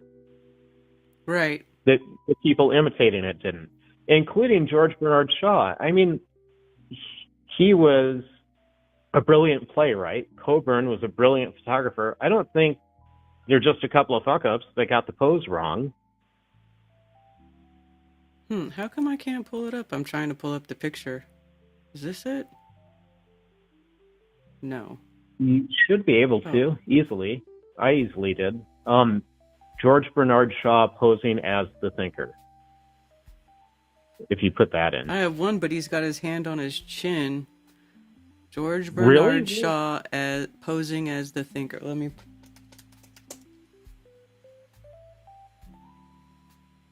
I can email it to you. Is he younger?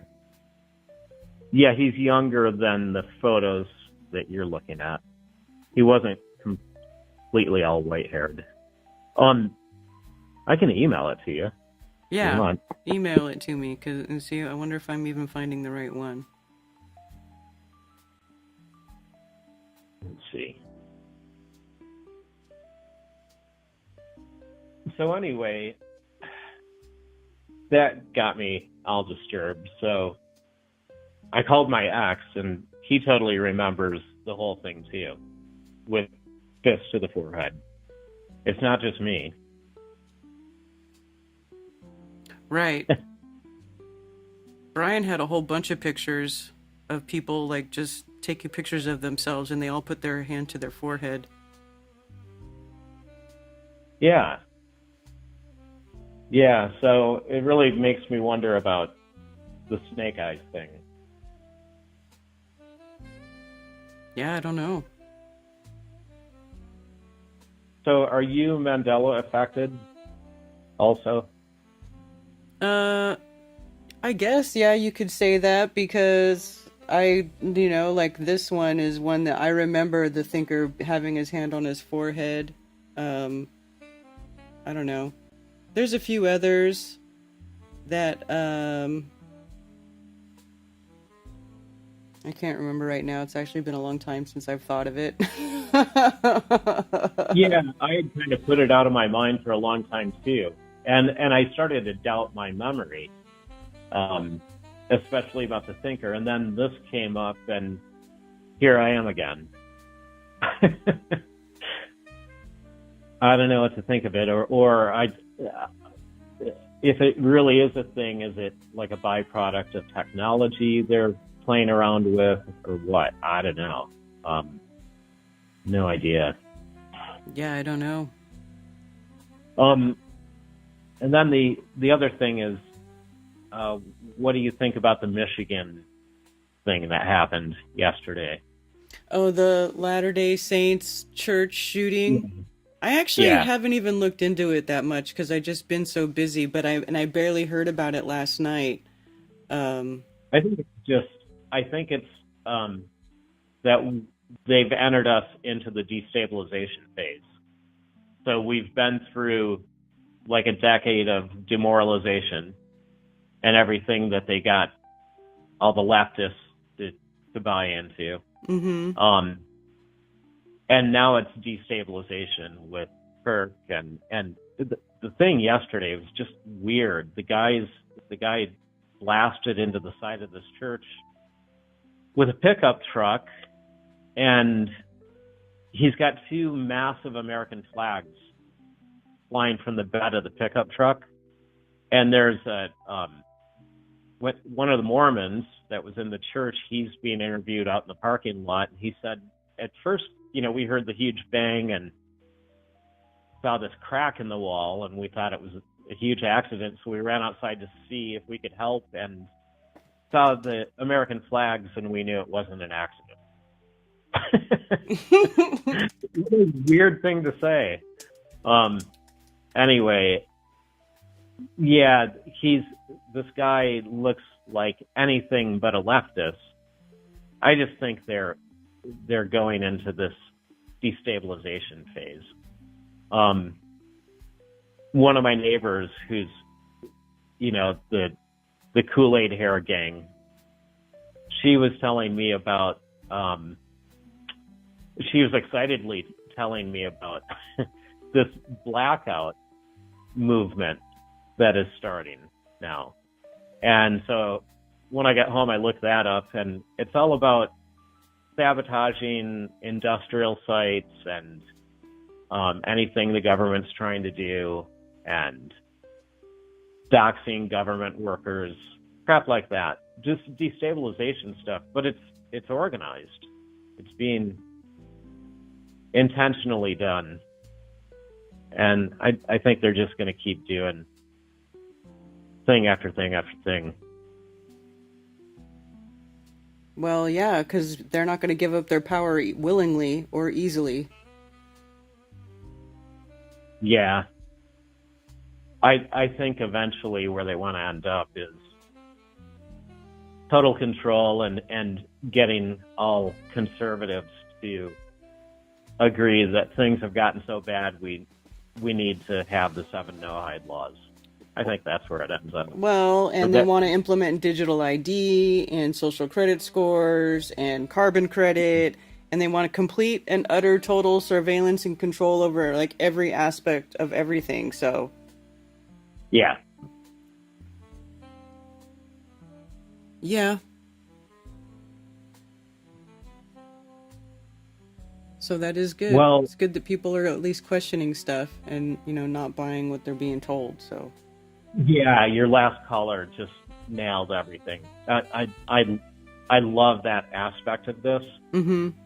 I tried so hard for so many years to get the normies in my family to admit the obvious crap that they're doing, at least. Mm-hmm. And I finally gave up. But this seems to have finally gotten normies to talk. So good stuff is happening in that regard. Yeah, for sure.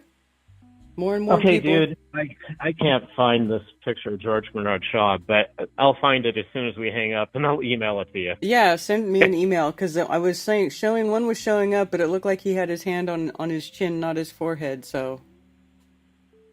Yeah, I know I've got it. I'll send it to you when I can focus. Alrighty. Okay, see ya. Alright, bye. Bye. So let's look at this, let's check out this palm pistol thing right here, okay? So, let's see. Hopefully it doesn't have stupid dramatic music over it. Green. Green. Green. Green. Green. See, so it's showing his hand right there. Counting or not counting gang violence? Like, I feel like you would see the, if he was holding a palm pistol, that you would see, wouldn't you see the little barrel sticking out? Like, it has to make it past his fingers.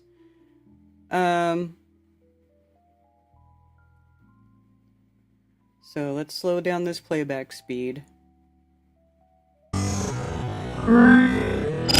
Okay, see? Watch. Look at this. So watch Charlie.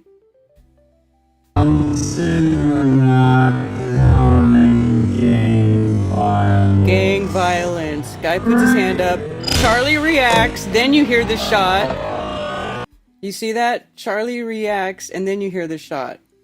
So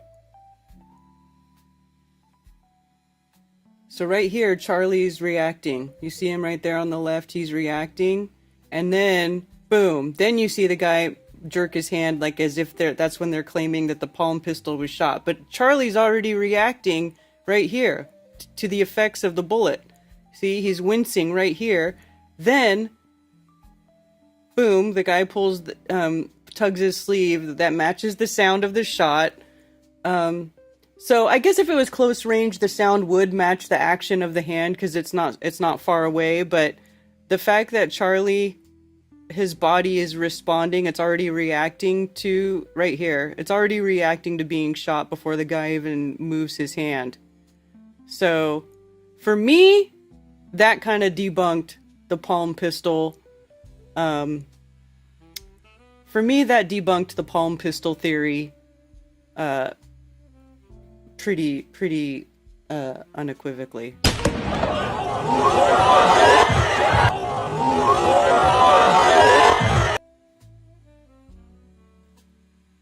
Pistol palm tuck, empty hand. Where does he tuck it? See, like, I feel like people are really reaching with this. That's just my opinion. But hey, it's good to ask questions. It's good to investigate all things. But this, I think, is not what happened. See, that part makes sense. Supersonic, it goes faster than sound. A small pistol does not do that. Yeah, but makes me glad I'm old. What do you think? Sound travels slower, yeah. All this stuff to confuse and create chaos. Underground, Kerry Skates blocked me when he had no more valid contriving arguments to repeated snake ear proofs and dozens of different... Kerry Skates is retarded. He's a freaking idiot. He's a literal retard.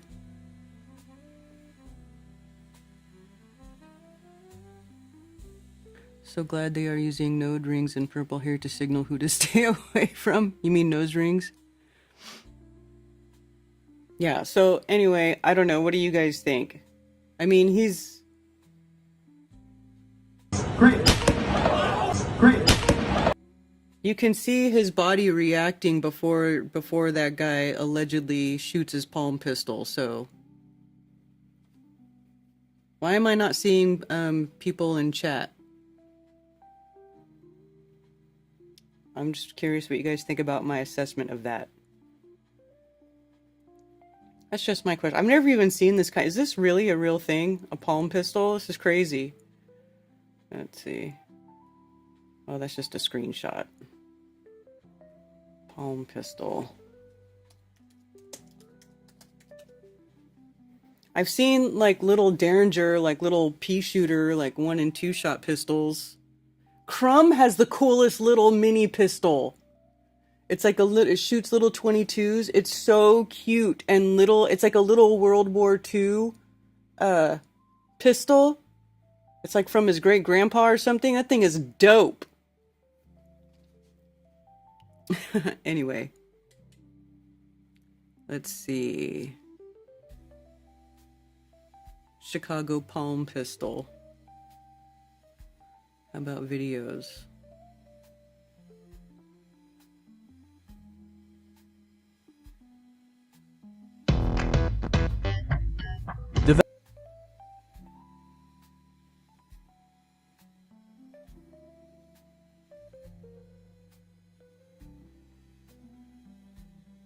Meh.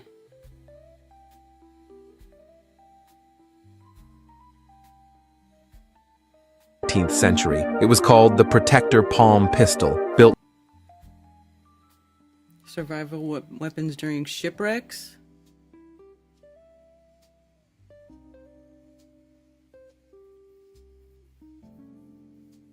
keeping pirates at bay. Oh wow, and it was it had 6 rounds in it, 7 rounds in it. How many rounds did that have? 1, 2, 3, 4, 5, 6, 7. Ooh, interesting. Christy has a Derringer booby gun. Nice. Spot on. Okay, thank you. Numerous red herrings in place. Yeah. Even a little Derringer pistol, you need to be directly in front of the person to hit the target. They're not very accurate. Yeah. Wants to go on Kaipies on Sunday, the day after the rodeo. What is this Kaipies? I'll have to look that up later. Anyway, you know, I don't know the truth about what happened with Charlie Kirk, but I know this guy ain't it. Anyway. But yeah, there's lots of stuff, lots of dross, lots of distractions, lots of, you know, this guy did it, this, you know, whatever. I don't know. Who cares anymore?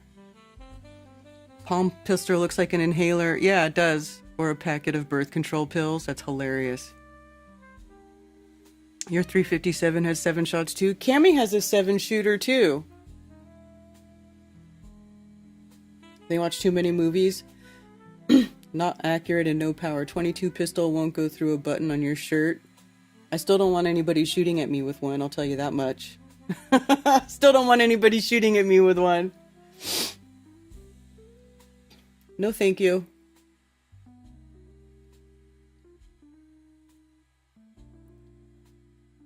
Anyway, what else is going on? Let's see. I opened up some other articles that I saw. Let's look at that one that you sent me, Tommy. From ancient myths to modern obsession, who are the flat earthers and what do they really believe? By Subhadra Srivastava. The notion of flat earth is not a modern invention.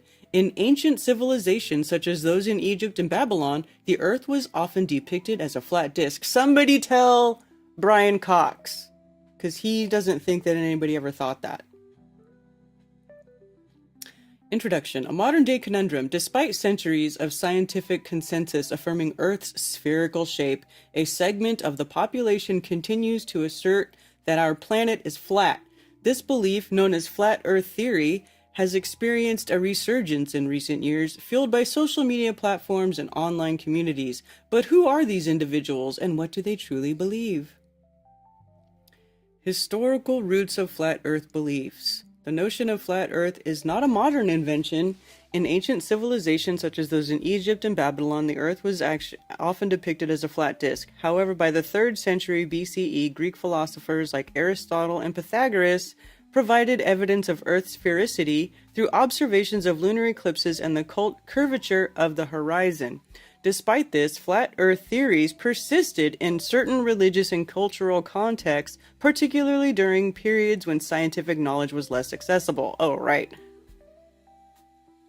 Remember the one last week where the guy had the solar eclipse and the lunar eclipse completely mixed up? Talking about a solar eclipse and he's like, but we all knew it was the Earth's shadow in the solar eclipse. It's like, oh, you dipshit. You don't even know what you're talking about. Here's a Ferguson map. Ferguson map kind of is like, looks like the bottom of a toroid. It's an interesting map. Modern Flat Earth Movement. The contemporary Flat Earth Movement began to take shape in the mid-19th century with the publication of Samuel Rowbotham's pamphlet Zetetic Astronomy, which posited that Earth is flat, a flat stationary disk, in 1956. It was before that, because Lady Blount and them, they were writing all that stuff in the late 1800s. So actually, you're wrong. You're wrong. Samuel Shenton founded the International Flat Earth Research Society, commonly known as the Flat Earth Society, promote this view. The society gained traction in the 70s under the leadership of Charles Johnson, who argued that the round Earth model was a government conspiracy designed to justify space exploration funding. Well, I think there's a little bit more to it than that, but yeah. Core beliefs of flat earthers. Here we go. Let's see what they think we believe.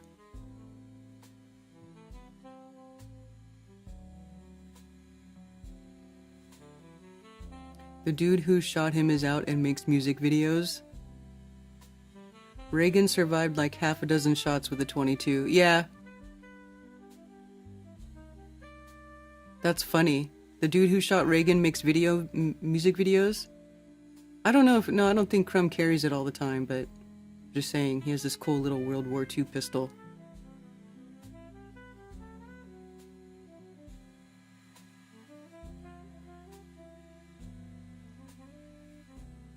Robotham came out before Lady Blount.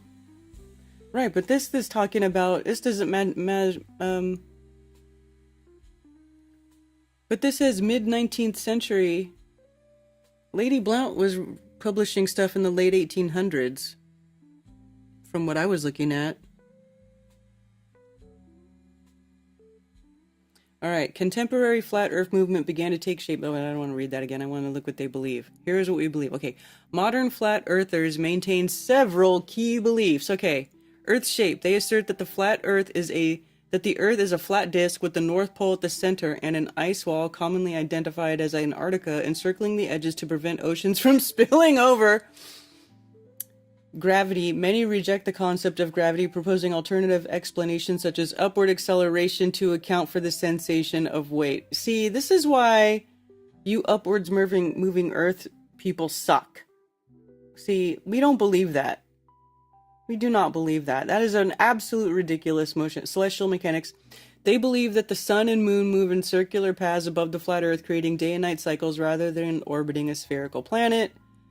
Flat earthers often claim the space agencies fabricate evidence of a spherical Earth, including satellite images and lunar landings. Yeah, well, we do say that. The advent of social media has played a pivotal role in the revival of flat Earth beliefs. Platforms like YouTube, Facebook, and Twitter have allowed individuals to share videos, articles, discussions that promote flat Earth theories. This digital age has enabled like-minded individuals to connect, forming communities that reinforce and spread these beliefs. Well, they're not really beliefs. The scientific community overwhelmingly supports the understanding that Earth is an oblate spheroid, a fact substantiated by centuries of evidence from astronomy, physics, and geology. Despite this, a small percentage of population continues to entertain flat Earth theories, often influenced by distrust in scientific institutions and media outlets. While the flat Earth theory contradicts established scientific knowledge, it persists as a cultural and ideological anomaly. And that's it. So, despite... Well, see, it just says, okay, understand that Earth is an oblate spheroid, a fact substantiated by centuries of evidence from astronomy, physics, and geology, except they don't provide one of these proofs, one of these alleged proofs, not even one. Not even one. This is a very crappy article. I mean, they didn't even bother to try to say that the boats, we can see boats going over the edge when we watch them disappear into the horizon. They didn't even bother trying to say that. They're just like, despite centuries of facts, yeah. Anyway. Whoopity-doo.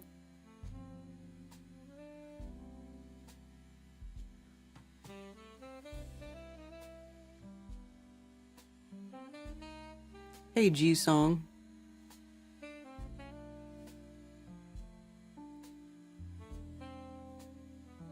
I need the other hand for my flashlight. If Ted could get off work 2 weeks from now, could he and I be studio guests on Coffee Talk? No.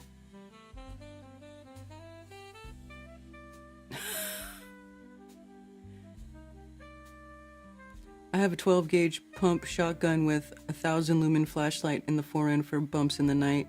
I used to have one of those. I used to have a Remington 870 tactical with a flashlight on the end. And it had a doorbuster muzzle on it too.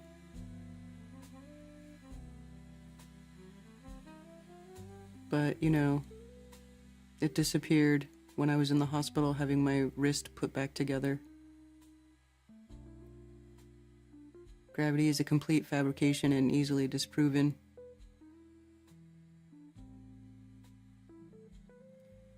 Any thoughts on the Hegseth calling in top military officials recently? For what? What did he call them in for?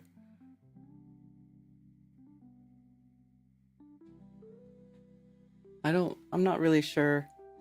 I've been busy with offline stuff and I really haven't been paying too much attention.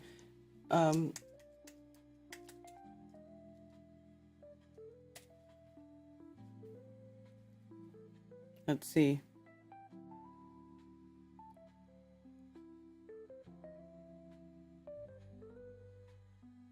Pete Hegseth is summoning every general and admiral, 800 plus officers ranked 1 star and above, to Marine Corps Base Quantico for a secretive in-person only summit.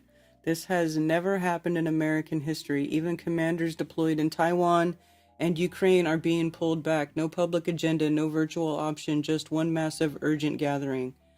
Why now all at once? The Pentagon is amid sweeping changes, top brass firings, plans to cut 20% of 4-star roles, rumored command restructuring.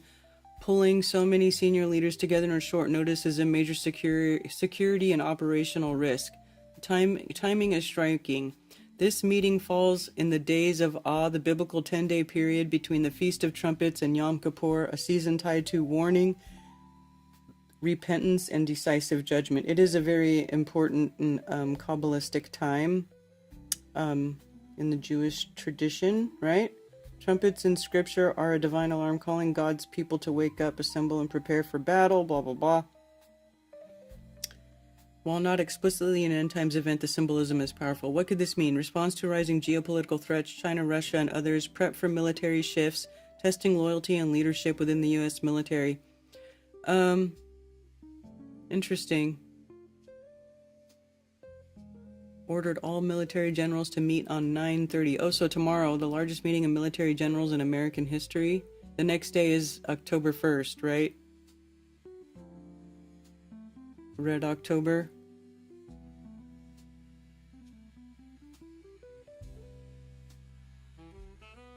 Microsoft gave CCP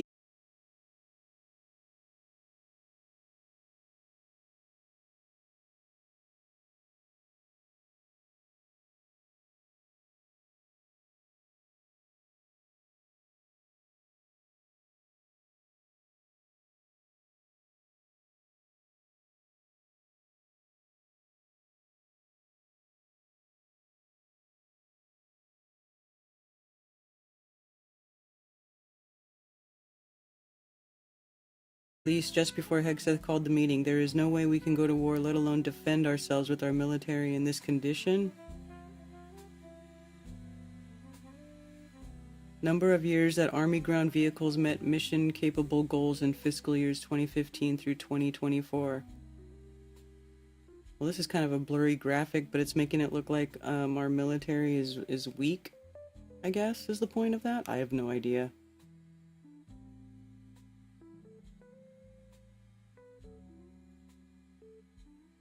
Current on the aircraft they are flying. I'm gonna back this up. We need to make sure every warrior is fully qualified on their assigned weapon system, every pilot's fully qualified and current on the aircraft they are flying. And every general or flag officer is selected for leadership or promotion purely based on performance, readiness, and merit. Leaders at all levels will be held accountable. And warfighting and lethality and the readiness of the troops and their families will be our only focus. We need to make sure every warrior is fully qualified on their assigned weapon. I don't know if that's regarding what the meeting is for or what.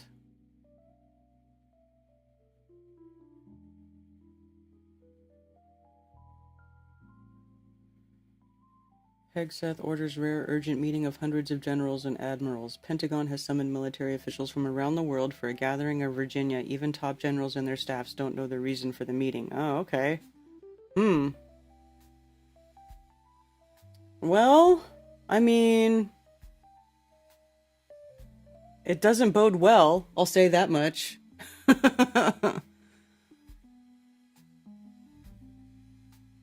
Can't talk about military generals. Why? Says my stream health is healthy. My stream status says excellent. Oh, now it says poor. Maybe I still have more tweaking to do to make my stream stop giving me trouble. How's everything on the other grifters still going on about this Charlie Cook stuff? What a joke. Oh, what? So because we're talking about it, it makes me a grifter? Whatever, dude. It's just, it's what's going on in the world right now. It's current events. You know, we just talk about what's going on in the world, what people are talking about. Doesn't make you a fucking grifter. Biden really screwed up the military. Why would they make it known that all our generals are going to be in one location at a specific time? Yeah, that's kind of what I wonder too. Like, why would you do that? Hey, James. Wonder too. Like, why would you do that? Hey, James.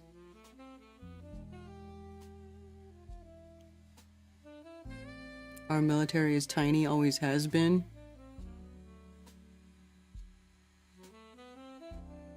Coordinate attacks on Venezuela or...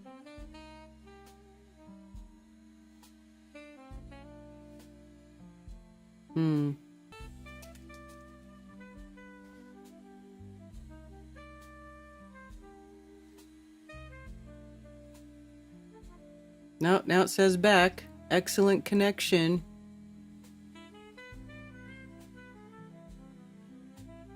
Now it says excellent connection again.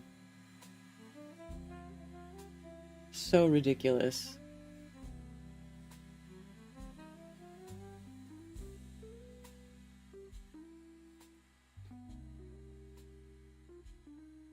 How is it now? Are we back?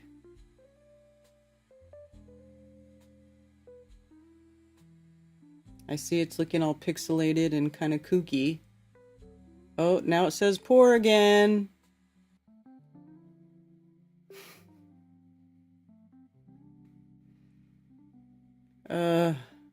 Should I restart if this thing craps out on me?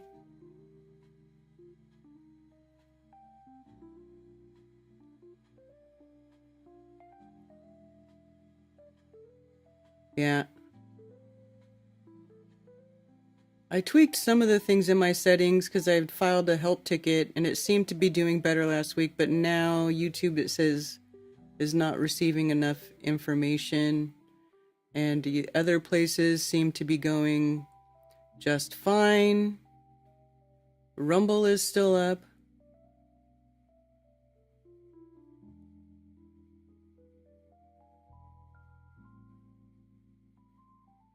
If I want to. It's a pain in the butt to start a stream again. If this thing dumps, I'm probably not going to start a new stream.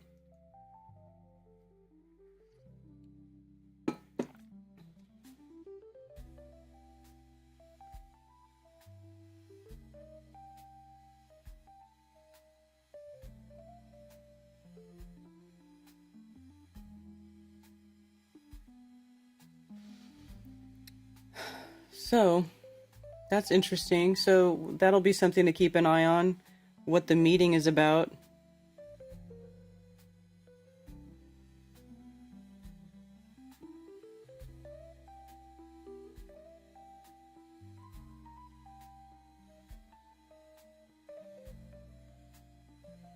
Washington, no Seth. Pete Hegseth is summoning hundreds of generals and admirals to Washington. I heard 800 of them from around the world are being summoned to Washington. No one knows why. I don't know why people are so unsettled about this. Truly, if it were a corporate CEO saying, I want to have the leadership come together for a skull session, nobody would care. I read those stories very carefully. Like, what the hell am I missing here? I don't get it. The concern. I love that. That's sensible, because I read it and yes, I think I got scared because they wanted me to be scared. Like, what? Oh my God, what's going on?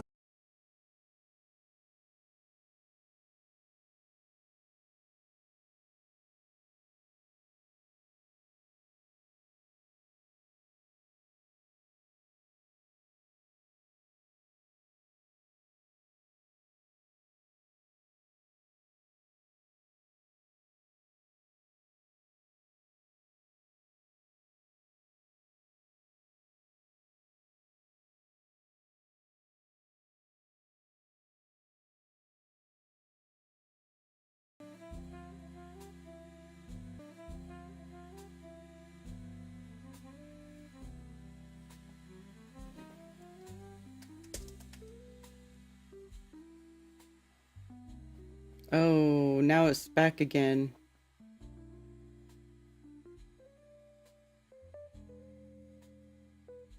Did you hear me talk about them saying that he might be calling the generals in a meeting in preparation for doing a fake alien invasion?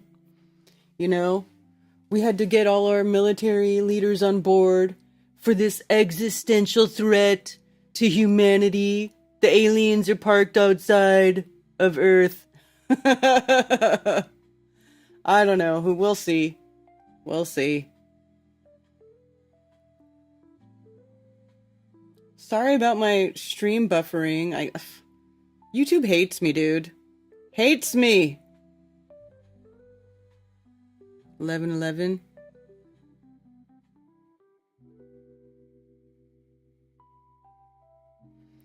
Maybe change the subject and see what happens. Well, I don't know. Project Blue D's. Yeah, exactly. Exactly.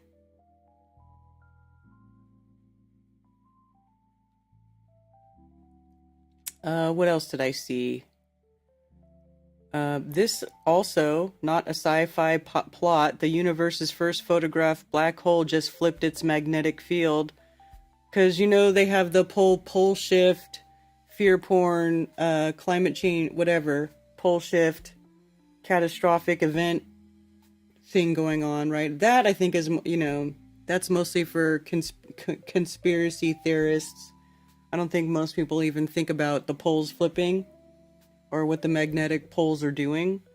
But this stuck out to me. Scientists have discovered something unprecedented near the black hole M87. Its magnetic field has flipped direction between 2017 and 2021. This marks the first time such a reversal has been observed in the environment surrounding a black hole. Let's see. Based on, I mean, of course, and we all know that these pictures are bullshit. This was like this was the first black hole that they photographed, and then people were putting it like on the end of a blunt for Snoop Dogg. It's a bunch of crap. 0 by 0.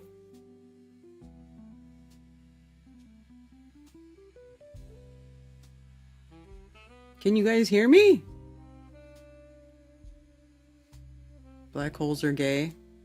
Yeah, so based on multi-year data from the Event Horizon Telescope, the finding reveals a dynamic and unstable region outside M87's event horizon. While the black hole's shadow has remained unchanged, the surrounding magnetized plasma has undergone dramatic shifts, offering new clues about how black holes interact with their surroundings.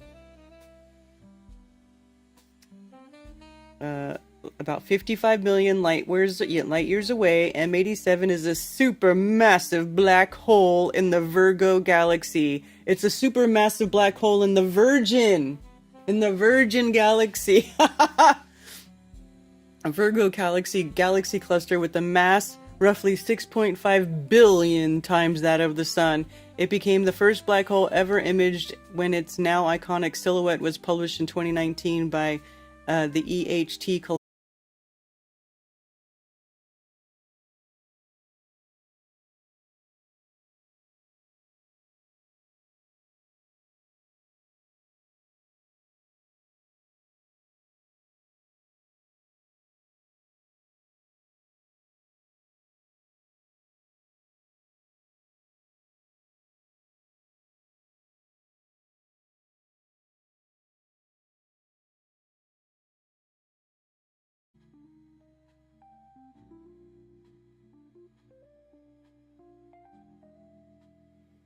Hello?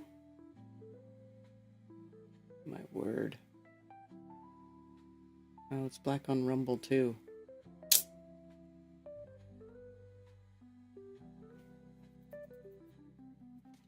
I don't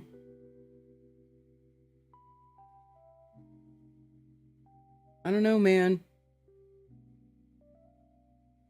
Now it's working again. Now it says poor. It like fluctuates. It's like excellent health, poor connection, no data, excellent health, poor connection, no data.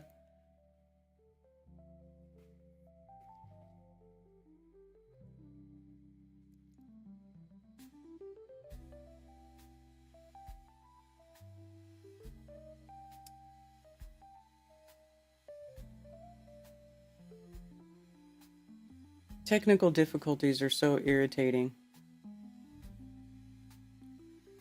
So, complete magnetic flip around the how do they, let's see. This is their images of the pole flip. 2017, April 11. 2018, April 11. This just looks like a sideways version of this. How do they even know? Whatever.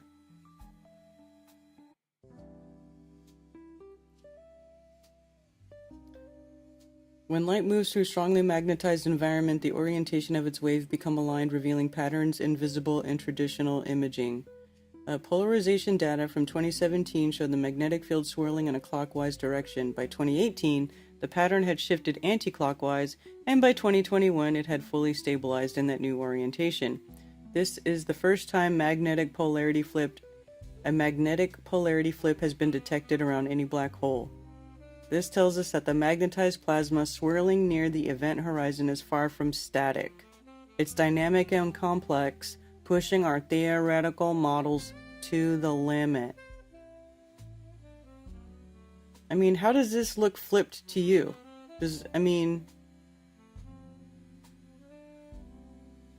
I don't see how they make this, that they look at this and this tells them that it flipped. I mean, it's kind of silly.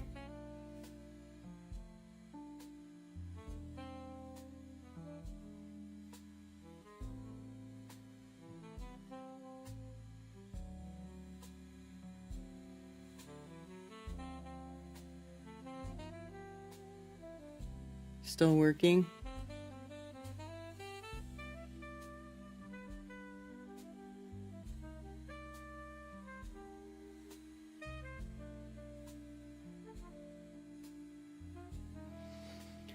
Alrighty. Okay, M87, also known for its relativistic jets, massive beams of material that shoot out from the black holes poles at speeds close to that of light. These jets play a major role in shaping the evolution of their host galaxies. Whatever, blah blah. I don't even want to read this crap because it's all crap. It's all theoretical crap. Black holes are bullshit. Oh, is this like an animated version? Let's see. Oh no, it's just like a GIF of still shots. So this is proof that the black hole, that the pole flipped. Right here, you guys. This is the pole flipping. This is the pole flipping on the black hole.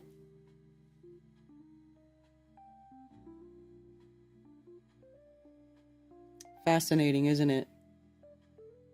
You called, Tony? My sound is messed up on my call thing again. I'll close it and reopen it. Dagnabbit.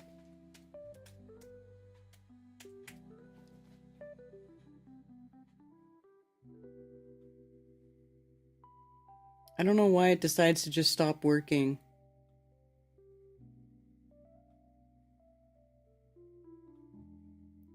Right. Alright, Tony. Black holes are deep shit. Space crap. A stuffed pepper with MSG. What MSG? What are you talking about? You mean like monosodium glutamate?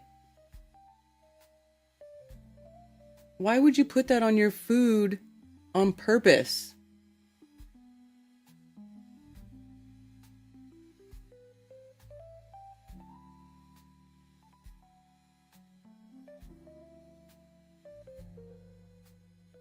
Hot SpaceX. Hey, where's that guy who made SpaceX shirts? Remember that?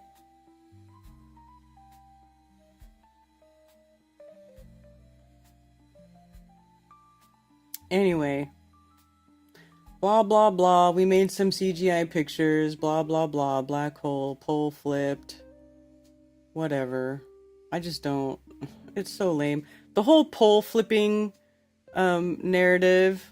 Like that, you know who pushes that the most is the space weather guy.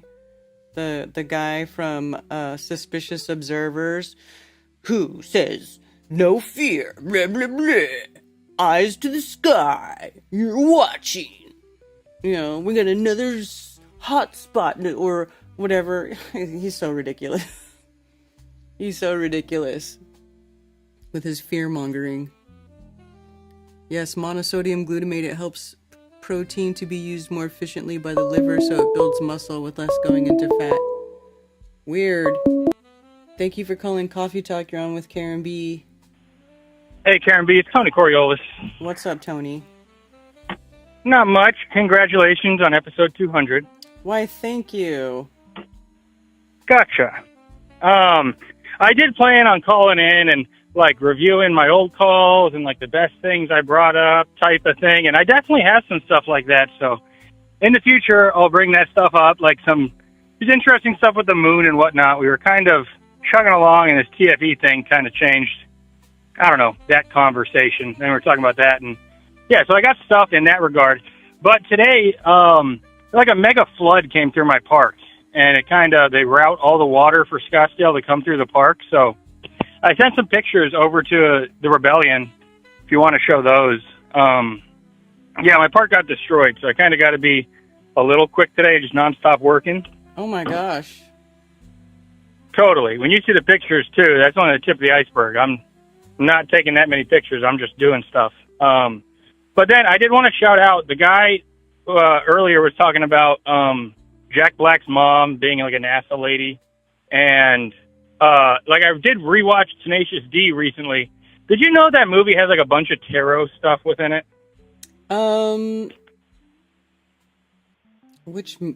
The Tenacious D movie. Did I watch that? Yeah, like even the whole intro is like a whole tarot card intro, and then I realized it was directed by Ben Stiller. Well, yeah, they use the devil tarot card in their imagery a lot. Yeah, and like there was one with like a pentacle. Like there were only a couple where I'm like, oh, that is a card, but a lot of it was just, I don't know, maybe just a cool looking intro. But yeah, a lot of tarot stuff within it. I found that sort of interesting, and then I wouldn't think of Ben Stiller as a tarot guy at all, but I guess he directed the movie. Yeah, so I was thinking about that. And then another thing I was thinking of was, I know that in an old BST, me and NDB were talking about like bourbon, how they say it's always made in Kentucky, like in a certain county. So then I was just talking to someone over the weekend at the bar that I go to, and I always drink the bourbon there, and I don't know. I think it still is kind of up in the air on whether or not it has to be made in that county. It said 95% of the bourbon is made in that county, so you can pretty much say that. But, like, they have that with other alcohol, too, and I guess that then puts on the table, if Ben Balderson started cranking something out, it could be a Ben Balderson exclusive. Like, you can only... I'm not sure what his stuff was. If it was like a honey wine out there at Spartanburg. Yeah, it was like it was mead. It was made with fruit. Yeah, and it was really good. I was too polite about it. I didn't even try to get myself a glass, but I should have. I know he would have been fine with me having some. It was going quick, but... Yeah, I think I drank most of it. Yeah, I played it too nice. I didn't even get to taste it, and I've been thinking about it ever since. I know. But, yeah, no, I'm just cleaning up here at work. I got to be kind of quick. There's a bunch of people around and stuff, so... Thank you for taking my call, and congrats on 200. Thanks, Tony. All right, peace out. And you can show those pictures if you want. I sent some good ones. Okay, thanks. I'm showing them. All right. All right. Yep, later. Hey, Big Pine Sailing. Yes, Mark Sargent with Jack Black. There's 6 other requirements for bourbon. This is Tony's Park. Let's show Tony's Park. Boy, what a mess. Oh my gosh.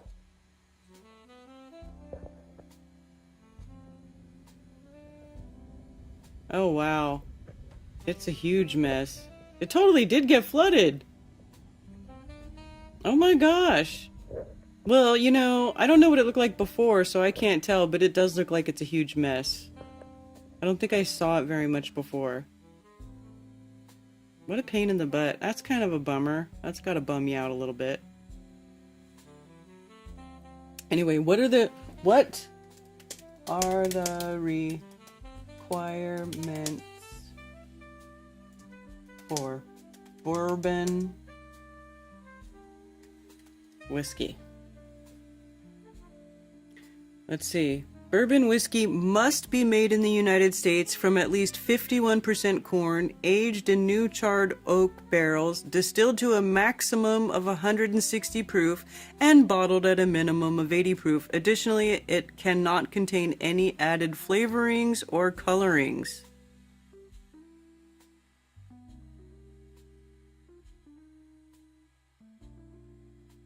Barreling proof must be placed in barrels at no more than 125 proof. Must be aged in new charred oak barrels. So the barrels always have to be new.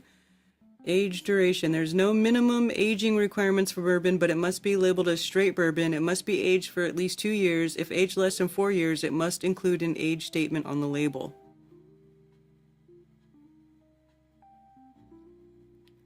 Must be, yeah, just as must be produced in the United States, although it is most commonly associated with Kentucky.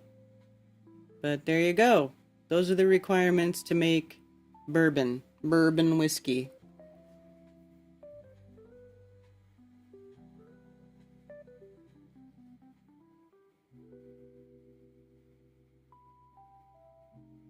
I had a few glasses of that mead, great stuff. Dude, the mead was the bomb. It was delicious. Means they can't reuse old barrels for new batches, right? So sometimes though, like they'll take those barrels that they age whiskey in, and then since they have to get rid of them again and they have to always make new barrels, a lot of wineries will take those barrels and they'll age wine in old whiskey barrels to add complexity to the flavor of the wine. The Scottish and the French buy the used barrels. Yeah, see, exactly. The French are probably buying it to age their wine in it. Mm-hmm.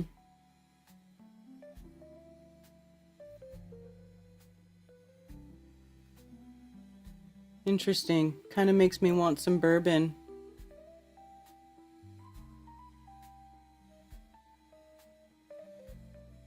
Makes me want some bourbon.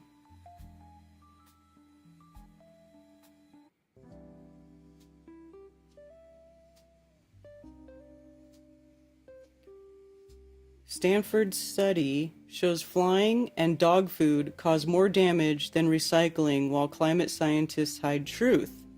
In a groundbreaking study, researchers have unveiled a significant disconnect between individuals' perceptions of their carbon footprint and the true environmental impact of their everyday actions, underscoring the need for better public education on effective climate change mitigation strategies. Well, maybe how about climate change doesn't even exist.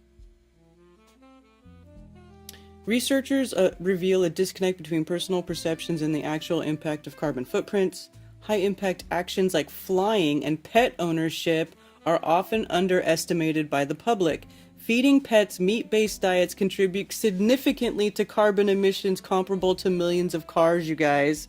So pretty soon they're going to make it, it's going to cost you like 1 million carbon credits probably for you to have a pet. You know, all the animals that Ted and I have to feed, we're going to be like taxed into oblivion. Carbon taxed into oblivion for all the animals we have to feed. Climate change is a pressing issue that often feels distant and abstract to many people. Gee, I wonder why. Maybe because it's bullshit. However, a recent study has shed light on the significant impact of individual actions that contribute to this global concern. Researchers from prominent institutions like New York University, Yale, and Stanford conducted a survey involving nearly 4,000 participants. The findings revealed a surprising disconnect between people's perceptions of their carbon footprint and the actual impact of their daily behaviors. This discovery highlights the need for greater awareness and education regarding the effective strategies to reduce personal carbon emissions, as well as the importance of focusing on more impactful actions.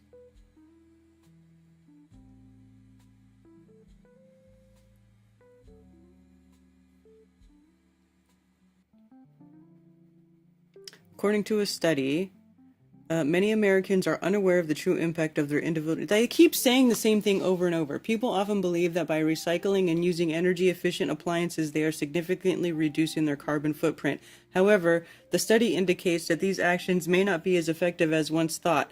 Participants tended to overestimate the benefits of low-impact behaviors while underestimating the impact of high-carbon activities like flying and eating meat. I mean, you can see what kind of bullshit narrative they're trying to push here, right? Flying and eating meat. How dare you try to go on vacations or try to go anywhere, and how dare you try to eat meat, which is like one of the most nutritious foods on earth. Cue the incoming vegans. Those dang farts.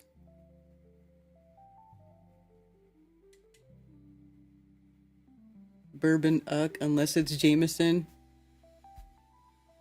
I hit 10 months sober yesterday. No bourbon for me, thanks. Oh wow, good for you, Billingtano. I don't drink anymore. Had enough in my 20s. Head full of useless knowledge. A bourbon cake that is to die for. You know what's really good too? Is like bread pudding, where you put the bourbon in it. Eating meat, not a problem. Factory farms are. Yeah, I agree with that. What if you ate a cheeseburger while flying? Jana, then you are just a monster of epic proportions. How dare you not care about the environment or the climate?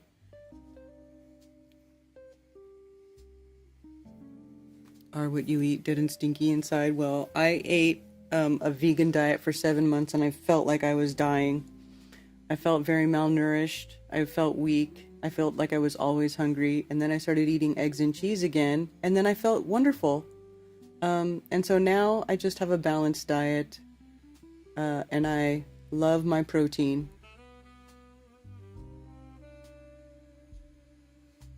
Jameson is Irish whiskey, not bourbon. Listen, a little bit of bourbon once in a while is okay. A little bit. A little bit. People often assign too much importance to activities like recycling, which in reality have limited effect on carbon emissions. You know why? Because you guys because we put the plastic in the recycle bin, and then the big corporations dump the plastic in the ocean. There's a whole thing that just came out recently that's like, oh, they realized that they admitted that they don't actually...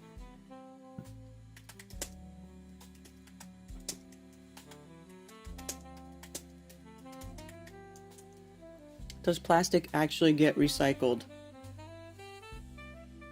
Less than 10% of plastic is actually recycled globally, with most plastic waste ended up in landfills, incinerated or polluting the environment. Recycling plastic is practically impossible. The truth behind plastic recycling. Plastic is everywhere, so much of it ending up in our waste stream. Confusion about recycling is rampant. Here at Millennium Recycling, we're dedicated to blah blah blah blah blah. Only 10% of plastic actually get recycled. Mixed materials and contamination. Those tricky non-recyclable plastics can contaminate recycling bins, making it difficult to process even the good stuff.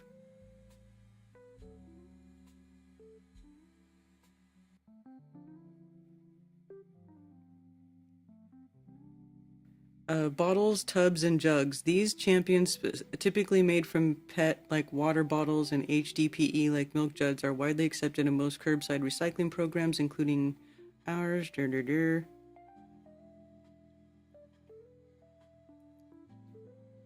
What's this one say? Greenpeace report. Yeah. Around 5%. Vast majority of plastic that people use and in many cases put into blue recycling bins is headed to landfills or worse, according to a report from Greenpeace on the state of plastic recycling in the U.S. The report cites separate data published this May, which revealed that the amount of plastic actually turned into new things has fallen to new lows of around 5%. That number is expected to drop further as more plastic is produced. Greenpeace found that no plastic, not even soda bottles, one of the most prolific items thrown into recycling bins, meets the threshold to be called recyclable according to standards set by the Ellen MacArthur Foundation of New Plastic Economy Initiative.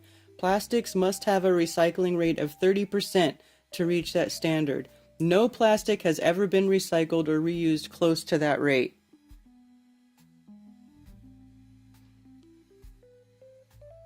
So, like, they already admit that they don't recycle all the plastic. So all the plastic that you put in the recycle bin doesn't even matter. Role of pets in climate change. So now they're going to blame everybody's pets. So now it's not just humans who are impacting the climate change and making everything suck. Now it's our pets. It's us and our pets. Pet ownership, particularly of dogs, contributes significantly to carbon emissions. A landmark study from University of California found that feeding dogs and cats meat-based diets result in approximately 64 million tons of carbon dioxide emissions annually in the United States. This is comparable to the emissions produced by 13.6 million cars each year. Despite this significant impact, there is limited public messaging about the role pets play in climate change.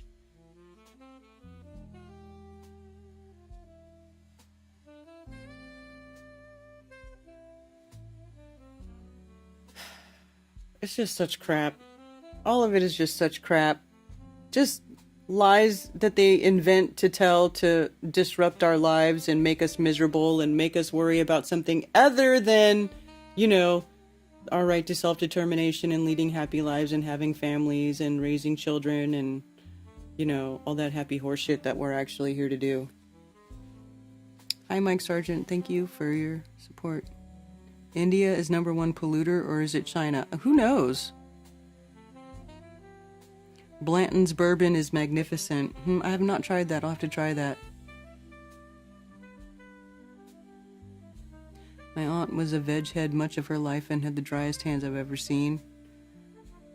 Yeah, I tried that.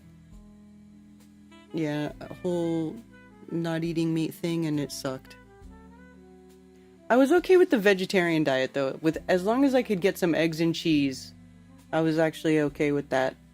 But the rest of my family likes to eat meat, so I have to make meals that have meat.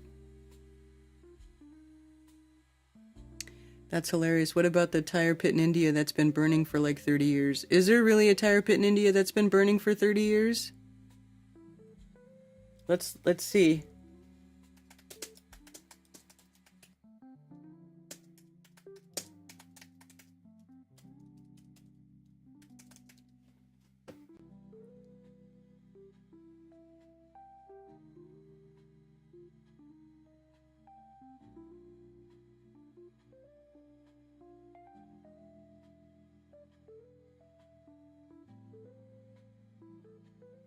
One more pollution crisis for India. This is from January 2019. India is importing tons of used tires for generating fuel, and the recycling plants could be pumping toxins into the air.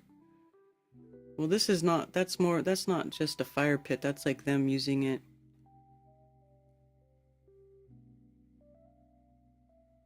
Britain's dirty secret. Let's see. This is also from January 30th of 2019. The export of UK waste tires to India, where they are burned in polluting facilities, highlights a concerning environmental loophole and a growing demand for clean circular tire recycling solutions. Oh, so the British government was exporting their old tires to India, the country that they colonized, to pollute it and send all their waste there?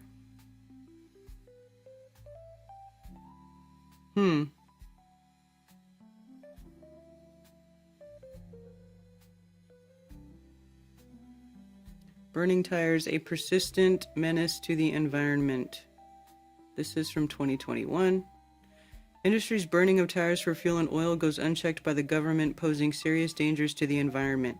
Burning of tires is illegal and is nationally prohibited under the National Environmental Standard for Air Quality Act 2004.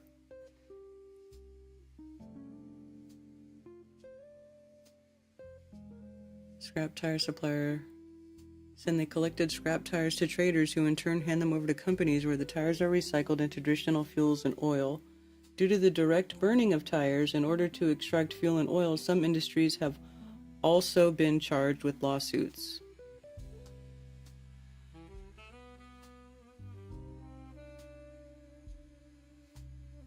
Continuous pyrolysis plant.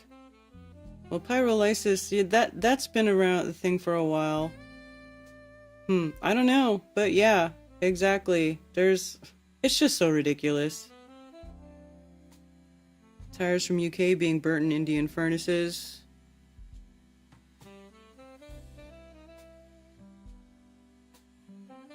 Yeah, well, I do kind of have questions though about that other article was talking about flying.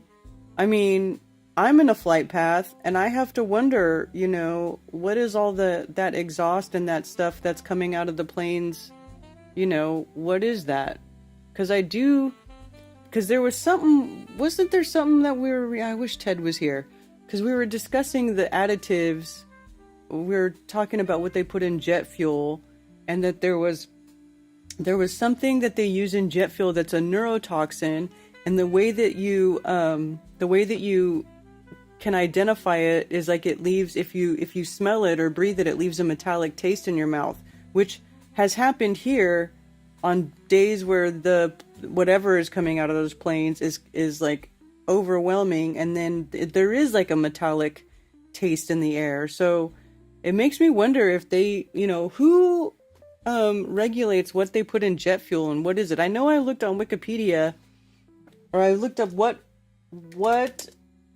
is in jet fuel A, and it was like listing biocides and stuff.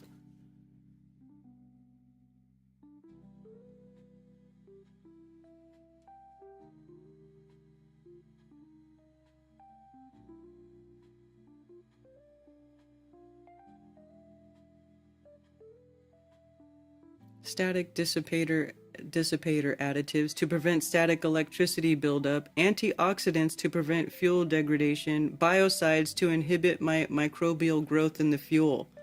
Do microbes really grow in fuel? What grows in fuel? What grows inside of kerosene? Is that really a thing?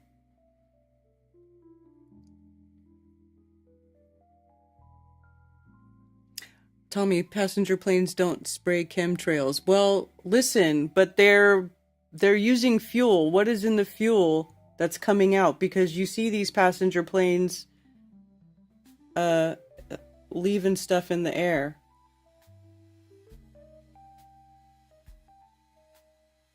So, but what, okay, so and what are the static dissipator additives to prevent static, you know, like what is this stuff? What are the implications of these things that they're using to stabilize jet fuel? Because I think there might be something not good about this. Of course, I don't know, but I feel like it's not good.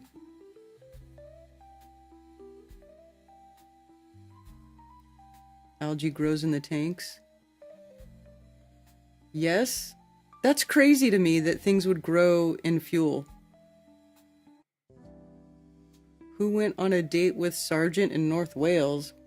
Mark Sargent went on a date? Once a tire fire starts, it has to run its course. Yeah.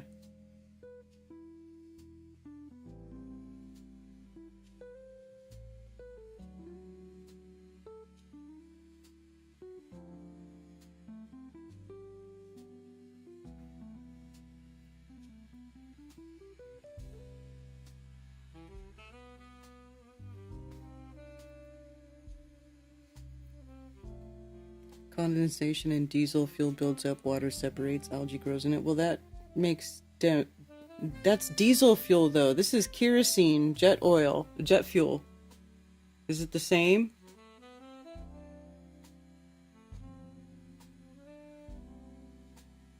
Anyway, it's gross.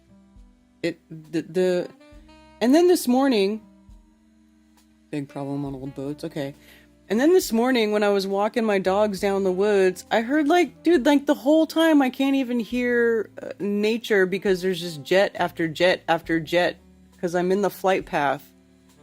And it was literally like every couple of minutes a jet would fly over. It was kind of annoying. Hi, Rose. Kerosene is pretty close to diesel.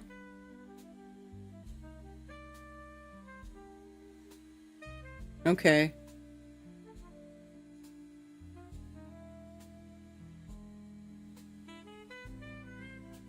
Well,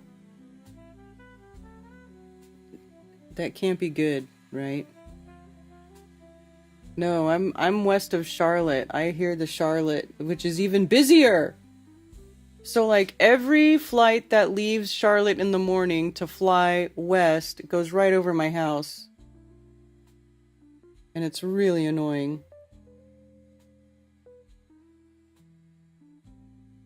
If you're outside trying to enjoy nature and then it's like jet after jet after jet after jet.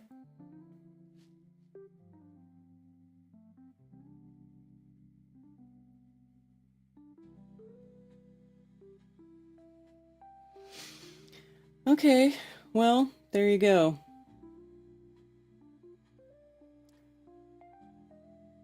So, what else? What else is going on? Oh, see? So they got a leftist shooter and a right-wing shooter.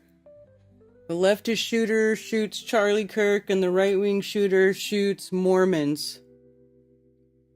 You see that? Mormon church shooting suspect had Trump sign outside home record show. Oy vey. I hate these stupid news sites that make you wanna...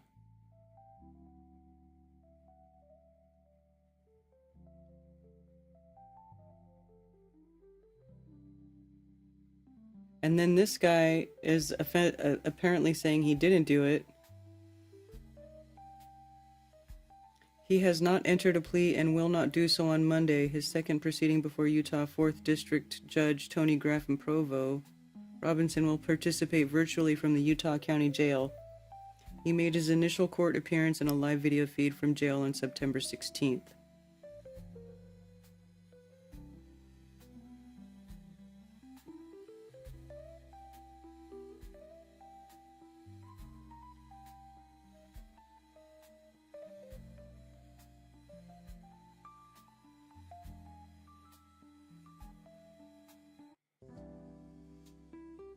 Catherine Nestor, the lawyer of Tyler Robinson.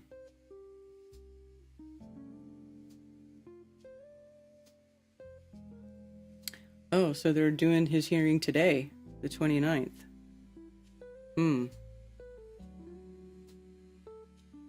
They got spotters out here.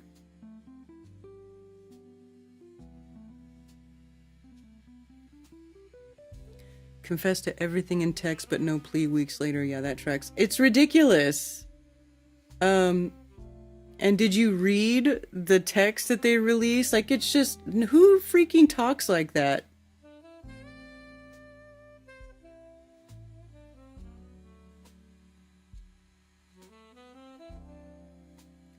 I work right by an airport. My machine is directly in the flight path of the landing strip. They are really close to the ground, like in Wayne's World.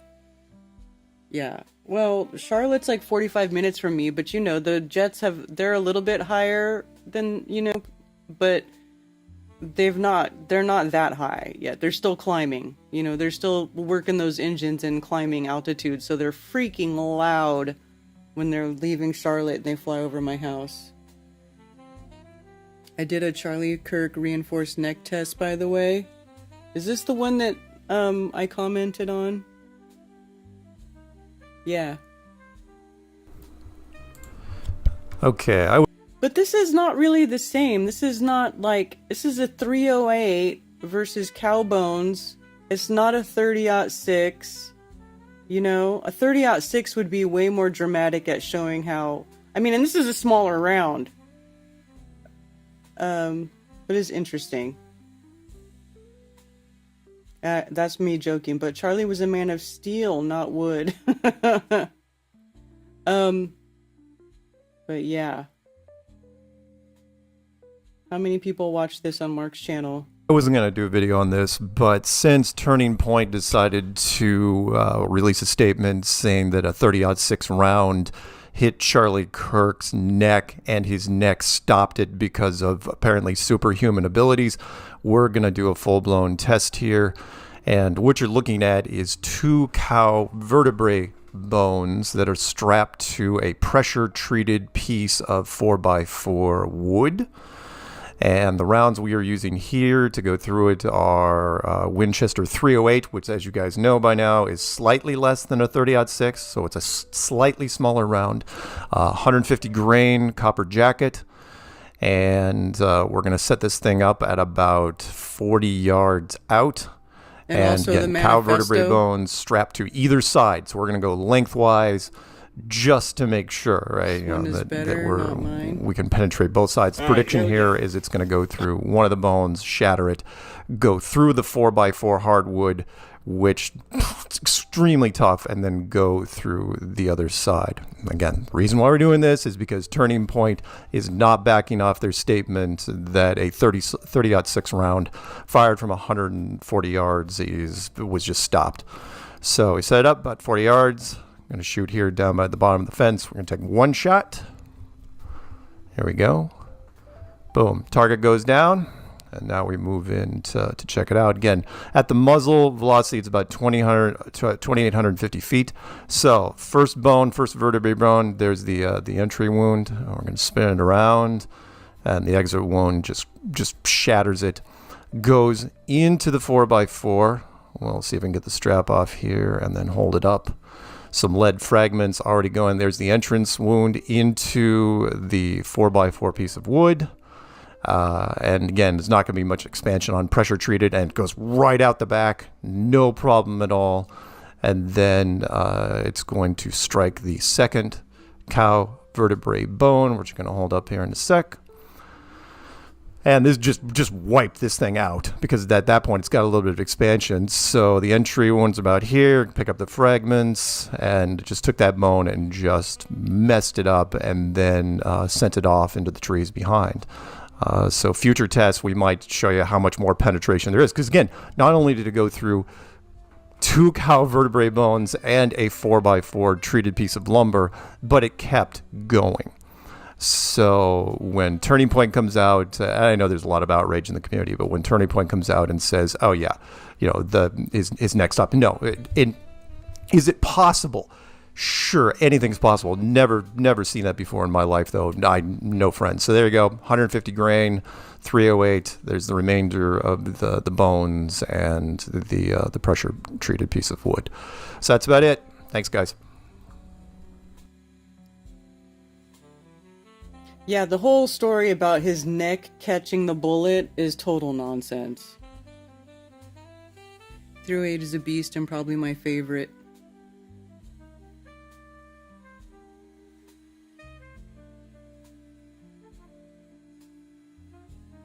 You're within a mile of the airport? Yeah, you're closer than I am. Brings back fond memories of Gabby Gifford's bullet through the brain scenario. She survived because there was nothing in her head to hit. Yeah. Charlie Kirk steel neck debunked. Yeah, dude, it's such crap.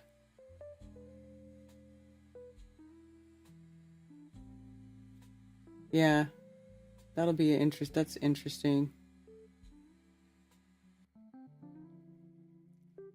I mean, clearly it's a lot. There's lies surrounding this. Lies and inconsistencies and oddities abound.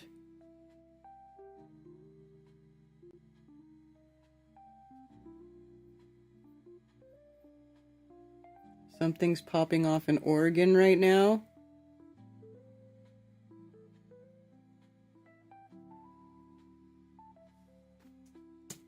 Let's see.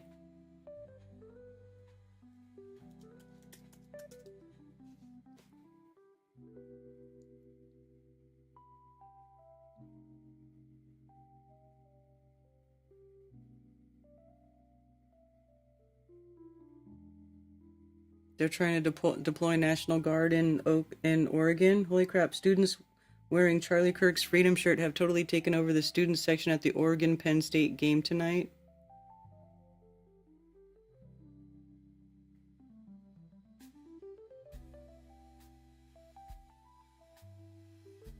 ICE held it down last night in Portland. Law and order is coming to the great state of Oregon. Title 10 National Guard will be rolling in. Oh. Is this real?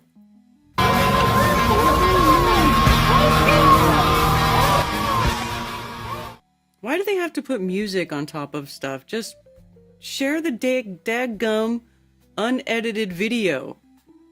I don't need your songs.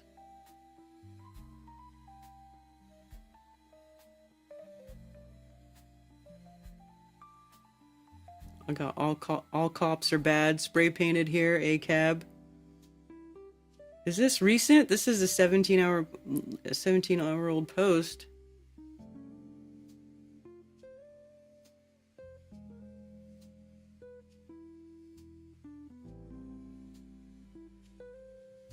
Liberals in Portland, Oregon won't go near this man waving a MAGA flag.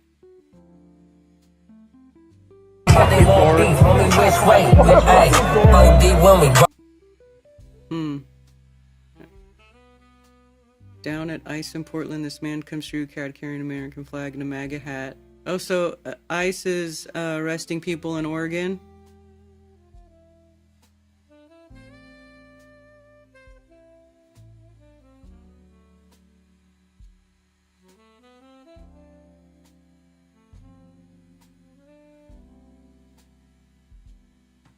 I know Portland is overrun by homeless people. Do you guys... Hey, Mark. Dadgum. Pause comitatus. Oregon's a lost cause.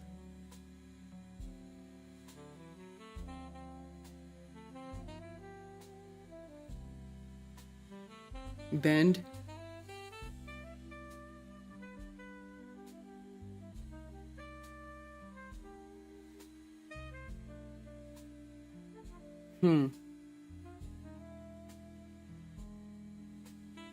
Let's see.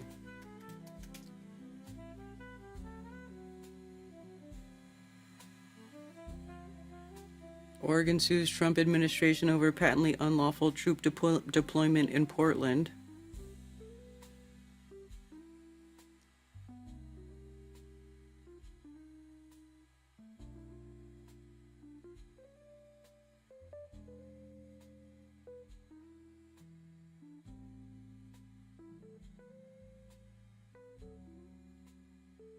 Pentagon federalizes 200 Oregon National Guardsmen and orders them to Portland.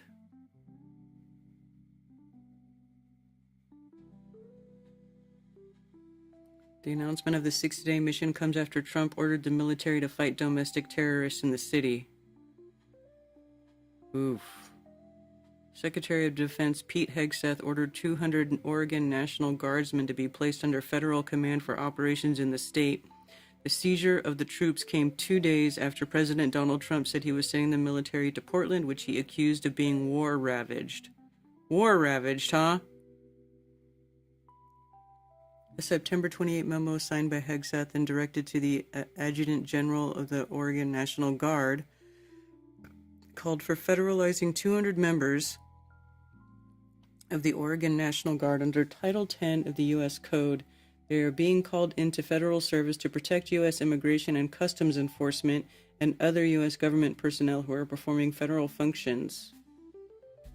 The Pentagon did not immediately have information on Trump's order on Friday, and spokesperson for the Department of Defense would not confirm the authenticity of the memo on Sunday. However, Governor Tina Kotek's office did. In a statement, Kotek said that she had spoken with Trump on Saturday and said there was no insurrection in the city to justify such a response.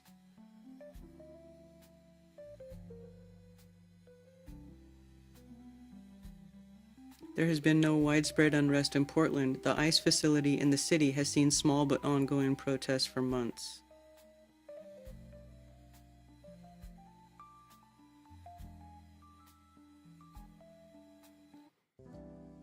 In August, the District of Columbia National Guard was mobilized in the nation's capital over allegations of rampant crime in Washington, D.C. 7 states have sent their own troops to D.C. to support the operation, with more than 2,000 National Guard personnel involved. In each case, they were called up under Title 32, where they are under the state governor's leadership. In the case of the D.C. Guard, the president serves as the commander. Meanwhile, 160 Tennessee National Guard troops are expected to arrive in Memphis this week to aid federal law enforcement, according to the state. Memphis, Tennessee is a freaking is pretty bad too. It's probably as bad as Oregon, as Portland.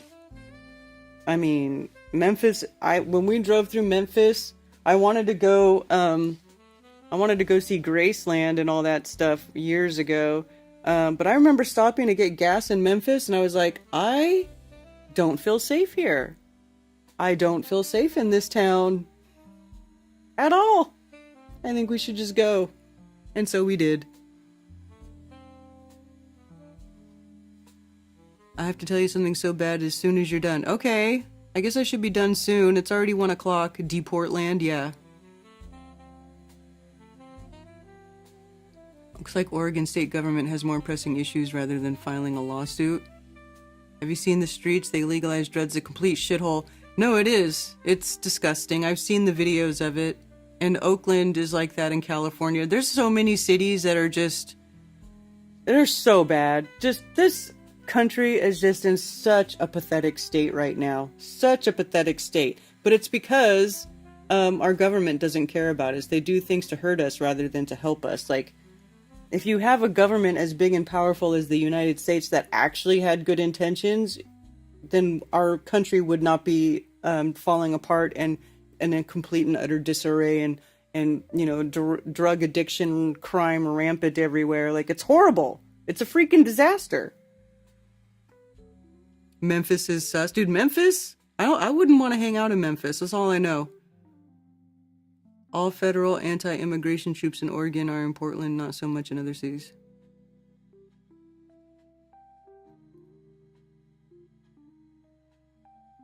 Yeah, dude. It's a disaster. UK cities aren't much better. Yeah, LA is gross too. Yeah. Yeah, man. And actually, there was a channel that I looked at, like, if you go on YouTube, there's people that live in, or there was one dude that I was watching, this dude that lives in LA, and he's just walking around, and he's like walking around in downtown LA, and he's showing like how everything's closed. All the businesses are closing, like there's tons of empty buildings, restaurants are closing, because everything sucks. And like LA, which is like supposed to be one of the richest, most hustle bustle type of cities, is like, it's not what it used to be. It's not what it was 20 years ago. I know that much.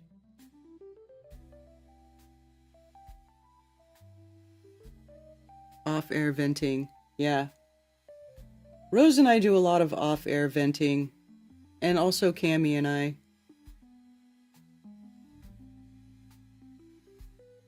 Memphis is on the Mississippi River, yeah. Similar on Louisville on the Ohio River. I think it's just cities in general are just horrible places. You know, in scripture, in the Bible, the word that is translated to city also means dark. Let me see if I can find it. So let's see. Let's look up the word city. We'll search.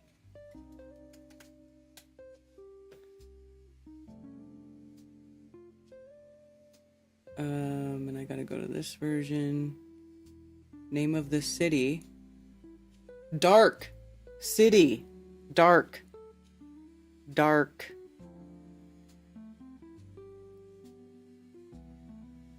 So, same word for city is dark. Or darkness of the eye, or blind. Dark place. A dark place. A dark and wicked place. City, a dark and wicked place. Yo.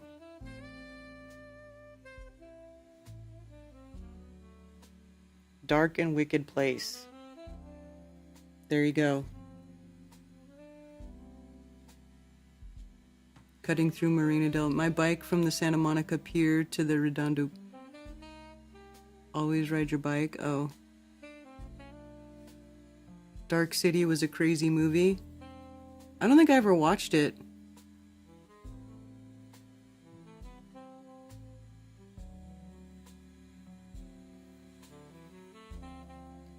If there's a nuclear war, then let's all meet up at Rose's house with overflow at Karen's. Just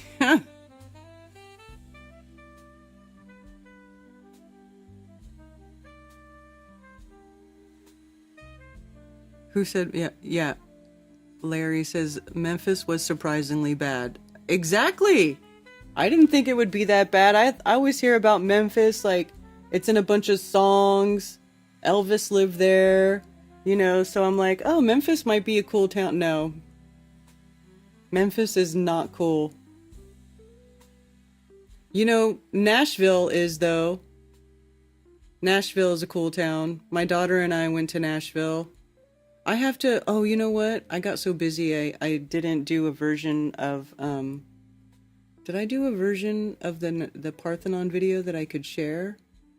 I don't remember. Did I show you guys my Parthenon video?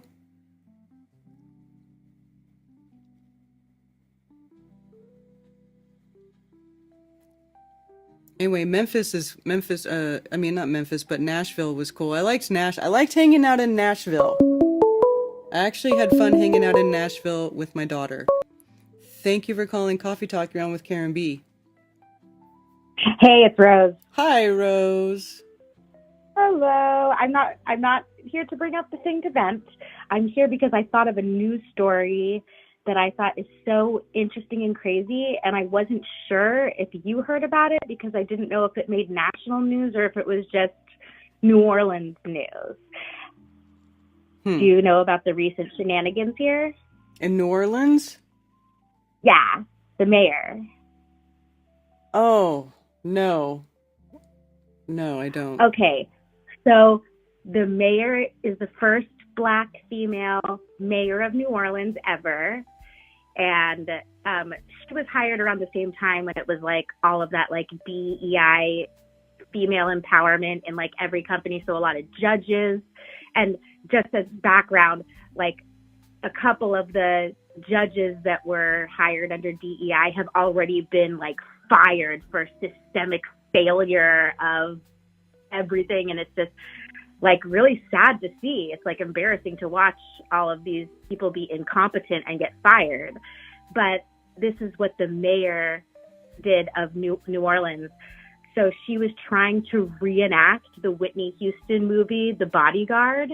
So she was secretly having her bodyguard as her boyfriend.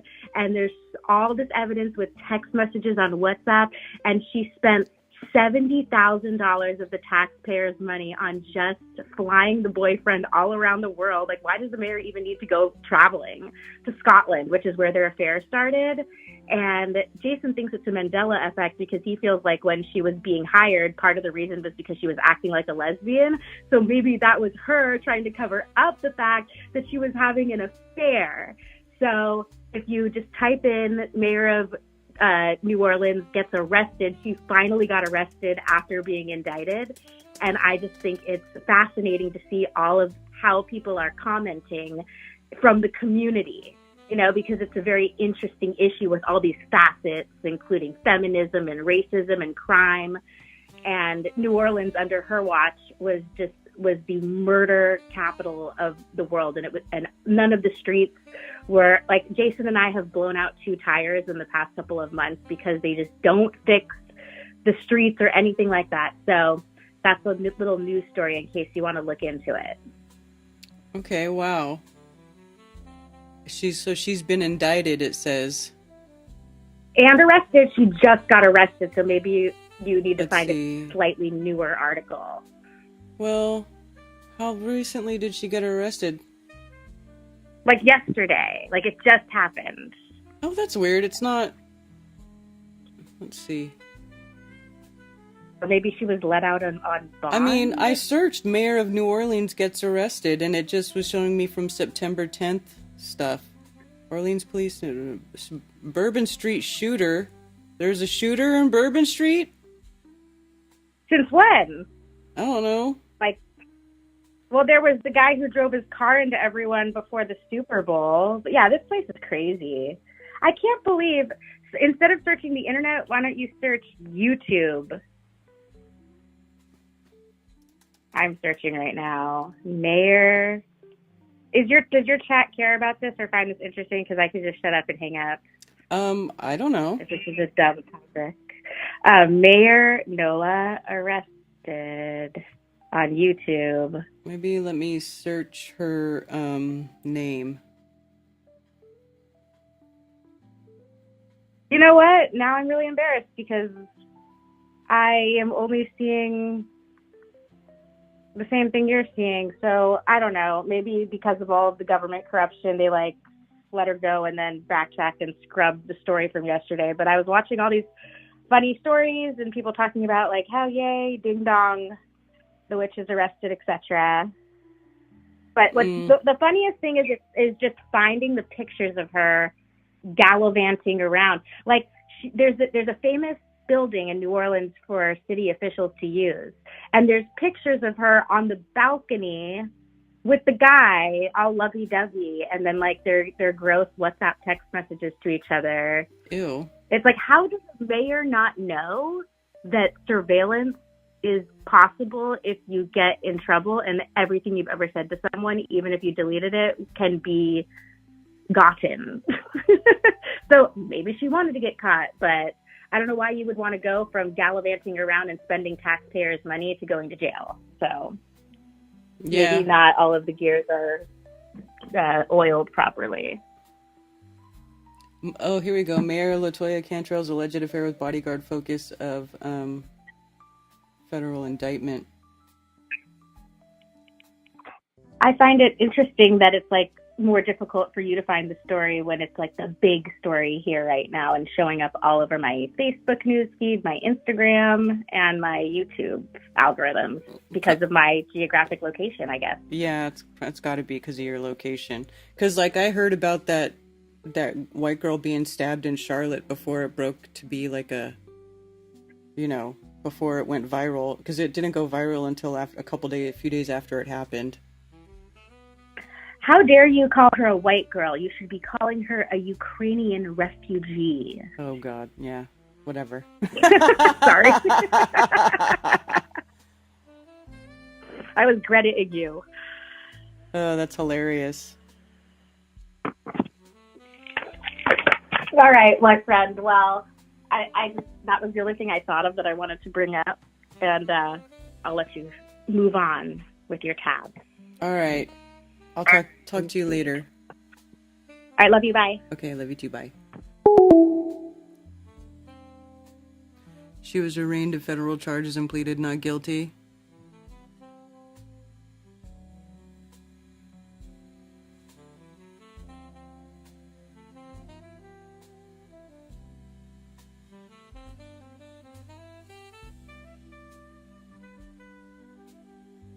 The mayor of NYC got booed this time at the Ryder Cup. Well, the mayor of Oakland, too, I think, got indicted. Let me see. That Chinese lady?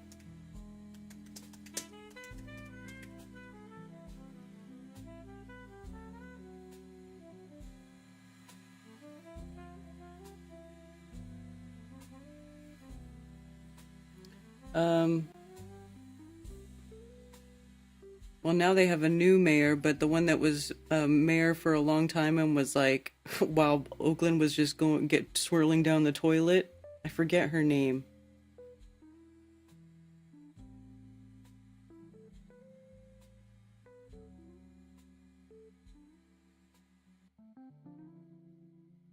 Sheng Tao, that's the one I was thinking of. That woman was horrid. But I can't believe they voted in another Asian after Sheng Tao.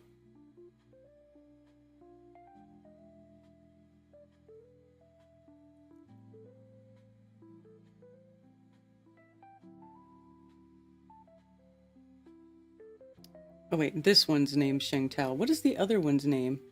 Tao.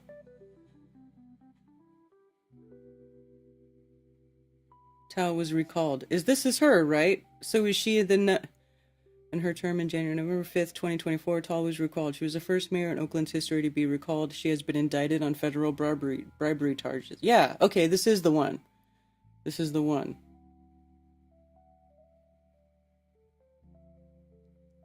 Raided Tao's home on June 20th, 2024 as part of corruption investigation.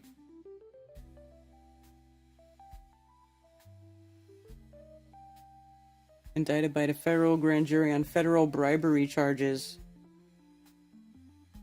A pay-to-play scheme in which the Duong family paid $75,000 to Tao in the form of negative advertisements against their opponents in 2022 mayoral race, blah, blah, blah.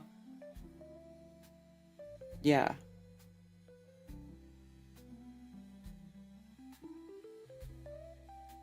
This is the one.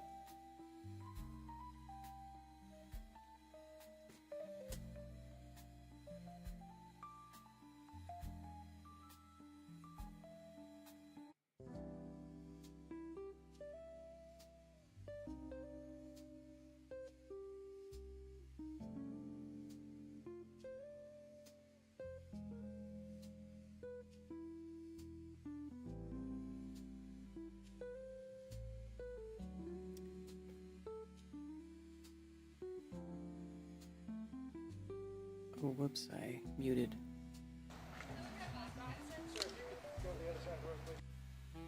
So here they are raiding her house.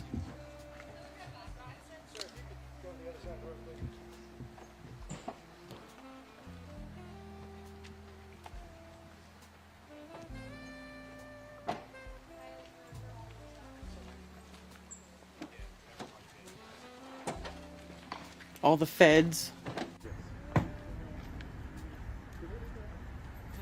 Anyway, yeah, dude, it's crazy. All these city mayors, they get elected and then they just rip off the city, they rip off the taxpayer.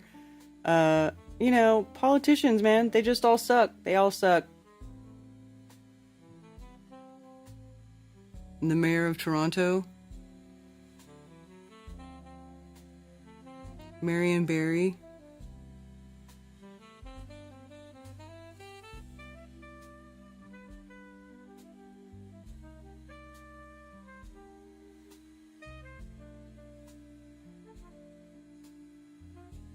The first mayor did what for me smoking crack, wasn't it? I don't know. When was this? That sounds familiar.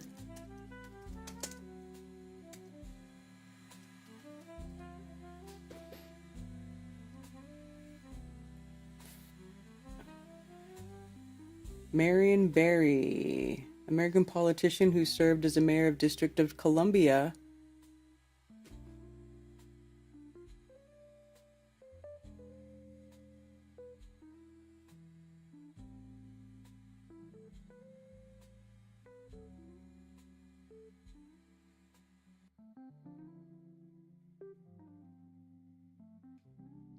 This doesn't, I'm not seeing anything about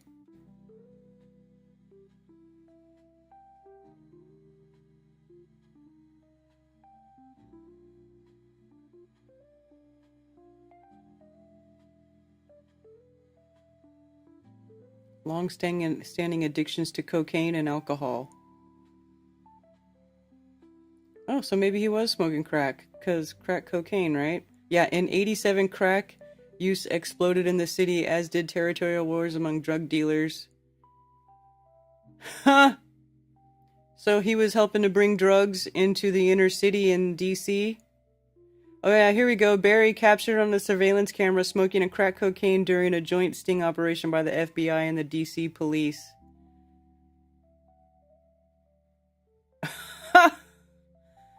Yep, he got busted smoking crack. That's exactly what happened. That's funny.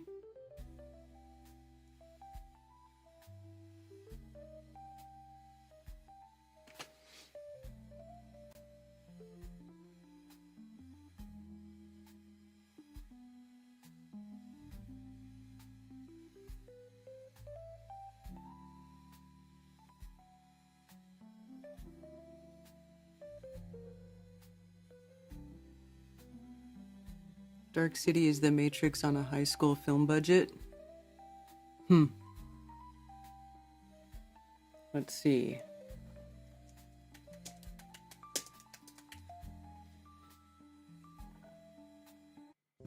1998. 7.6 out of 10.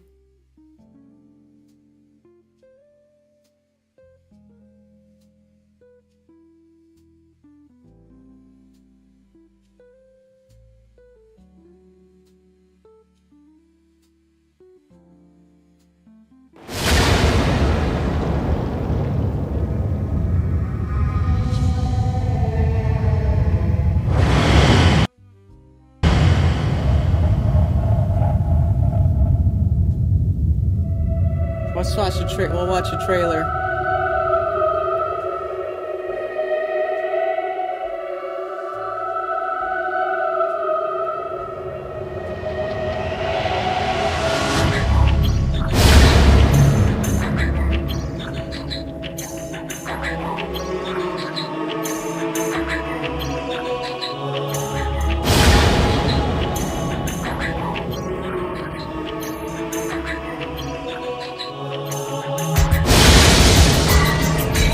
Oh, Kiefer Sutherland's in it.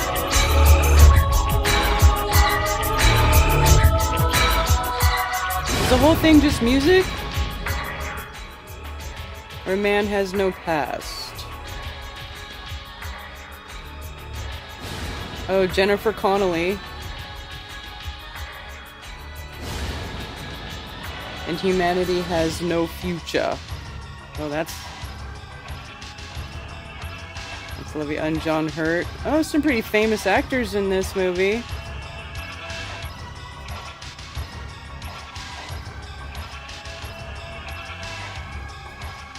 Yeah, this looks creepy.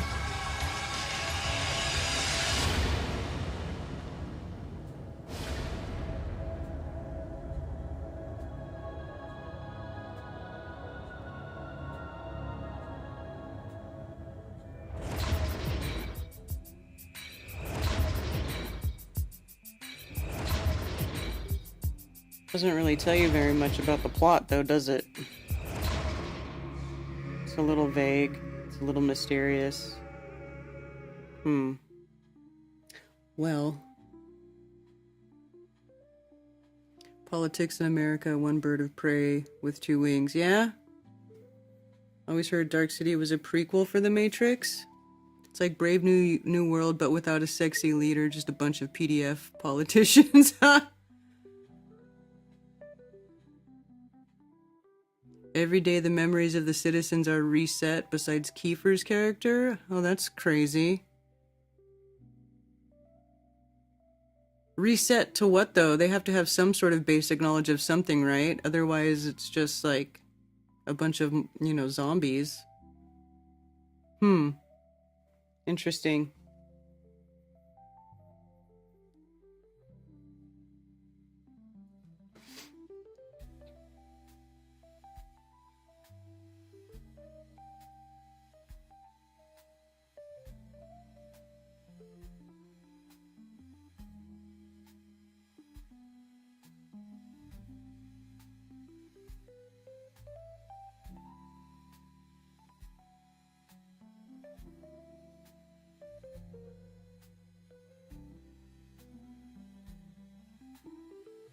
So they denied allegations that they are romantically involved.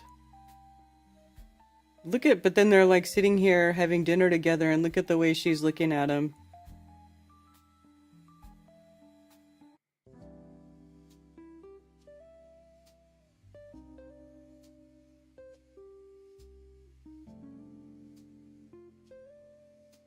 Mayor Cantrell scandals explain. That's crazy. It's just crazy. These people can't be trusted. Can't be trusted. Sucks. The ending is good.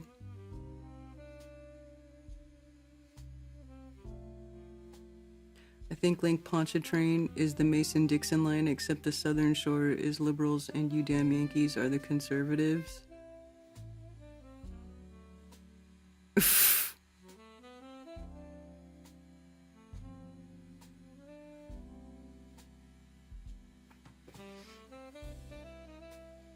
Alrighty, you guys. It's 1:25 p.m.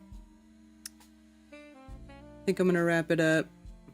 I hope you all have a lovely day. Thank you for joining me for another episode of Coffee Talk.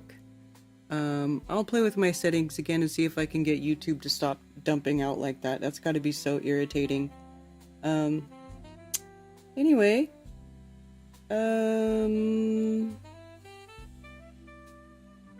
anything that I'm forgetting that I should mention that needs to be talked about? No, I don't think so. I really don't think there's much going on. What do you guys think? No. Cheers, Raised by Gypsies and everybody, for being here. I want to see you, Liz. We gotta hang out since you're in town. Alright, you guys. Have a wonderful day, and I'll see you next Moonday. You can send physical mail to P.O. Box 10, Earl, North Carolina, 28038. You can also follow me on Ko-Fi.com, and if you enjoy my shows and want to send me a tip, anything and everything is greatly appreciated, and thank you.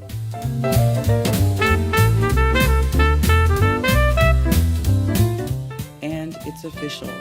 Flat Earth Festivals has been retired. It was great fun while it lasted, and I hope you all cherish the memories we made at Flattoberfest as much as I do, and it was a pleasure to watch so many online friendships become in real life friendships over the years. Thank you so much, and I'll see you next time.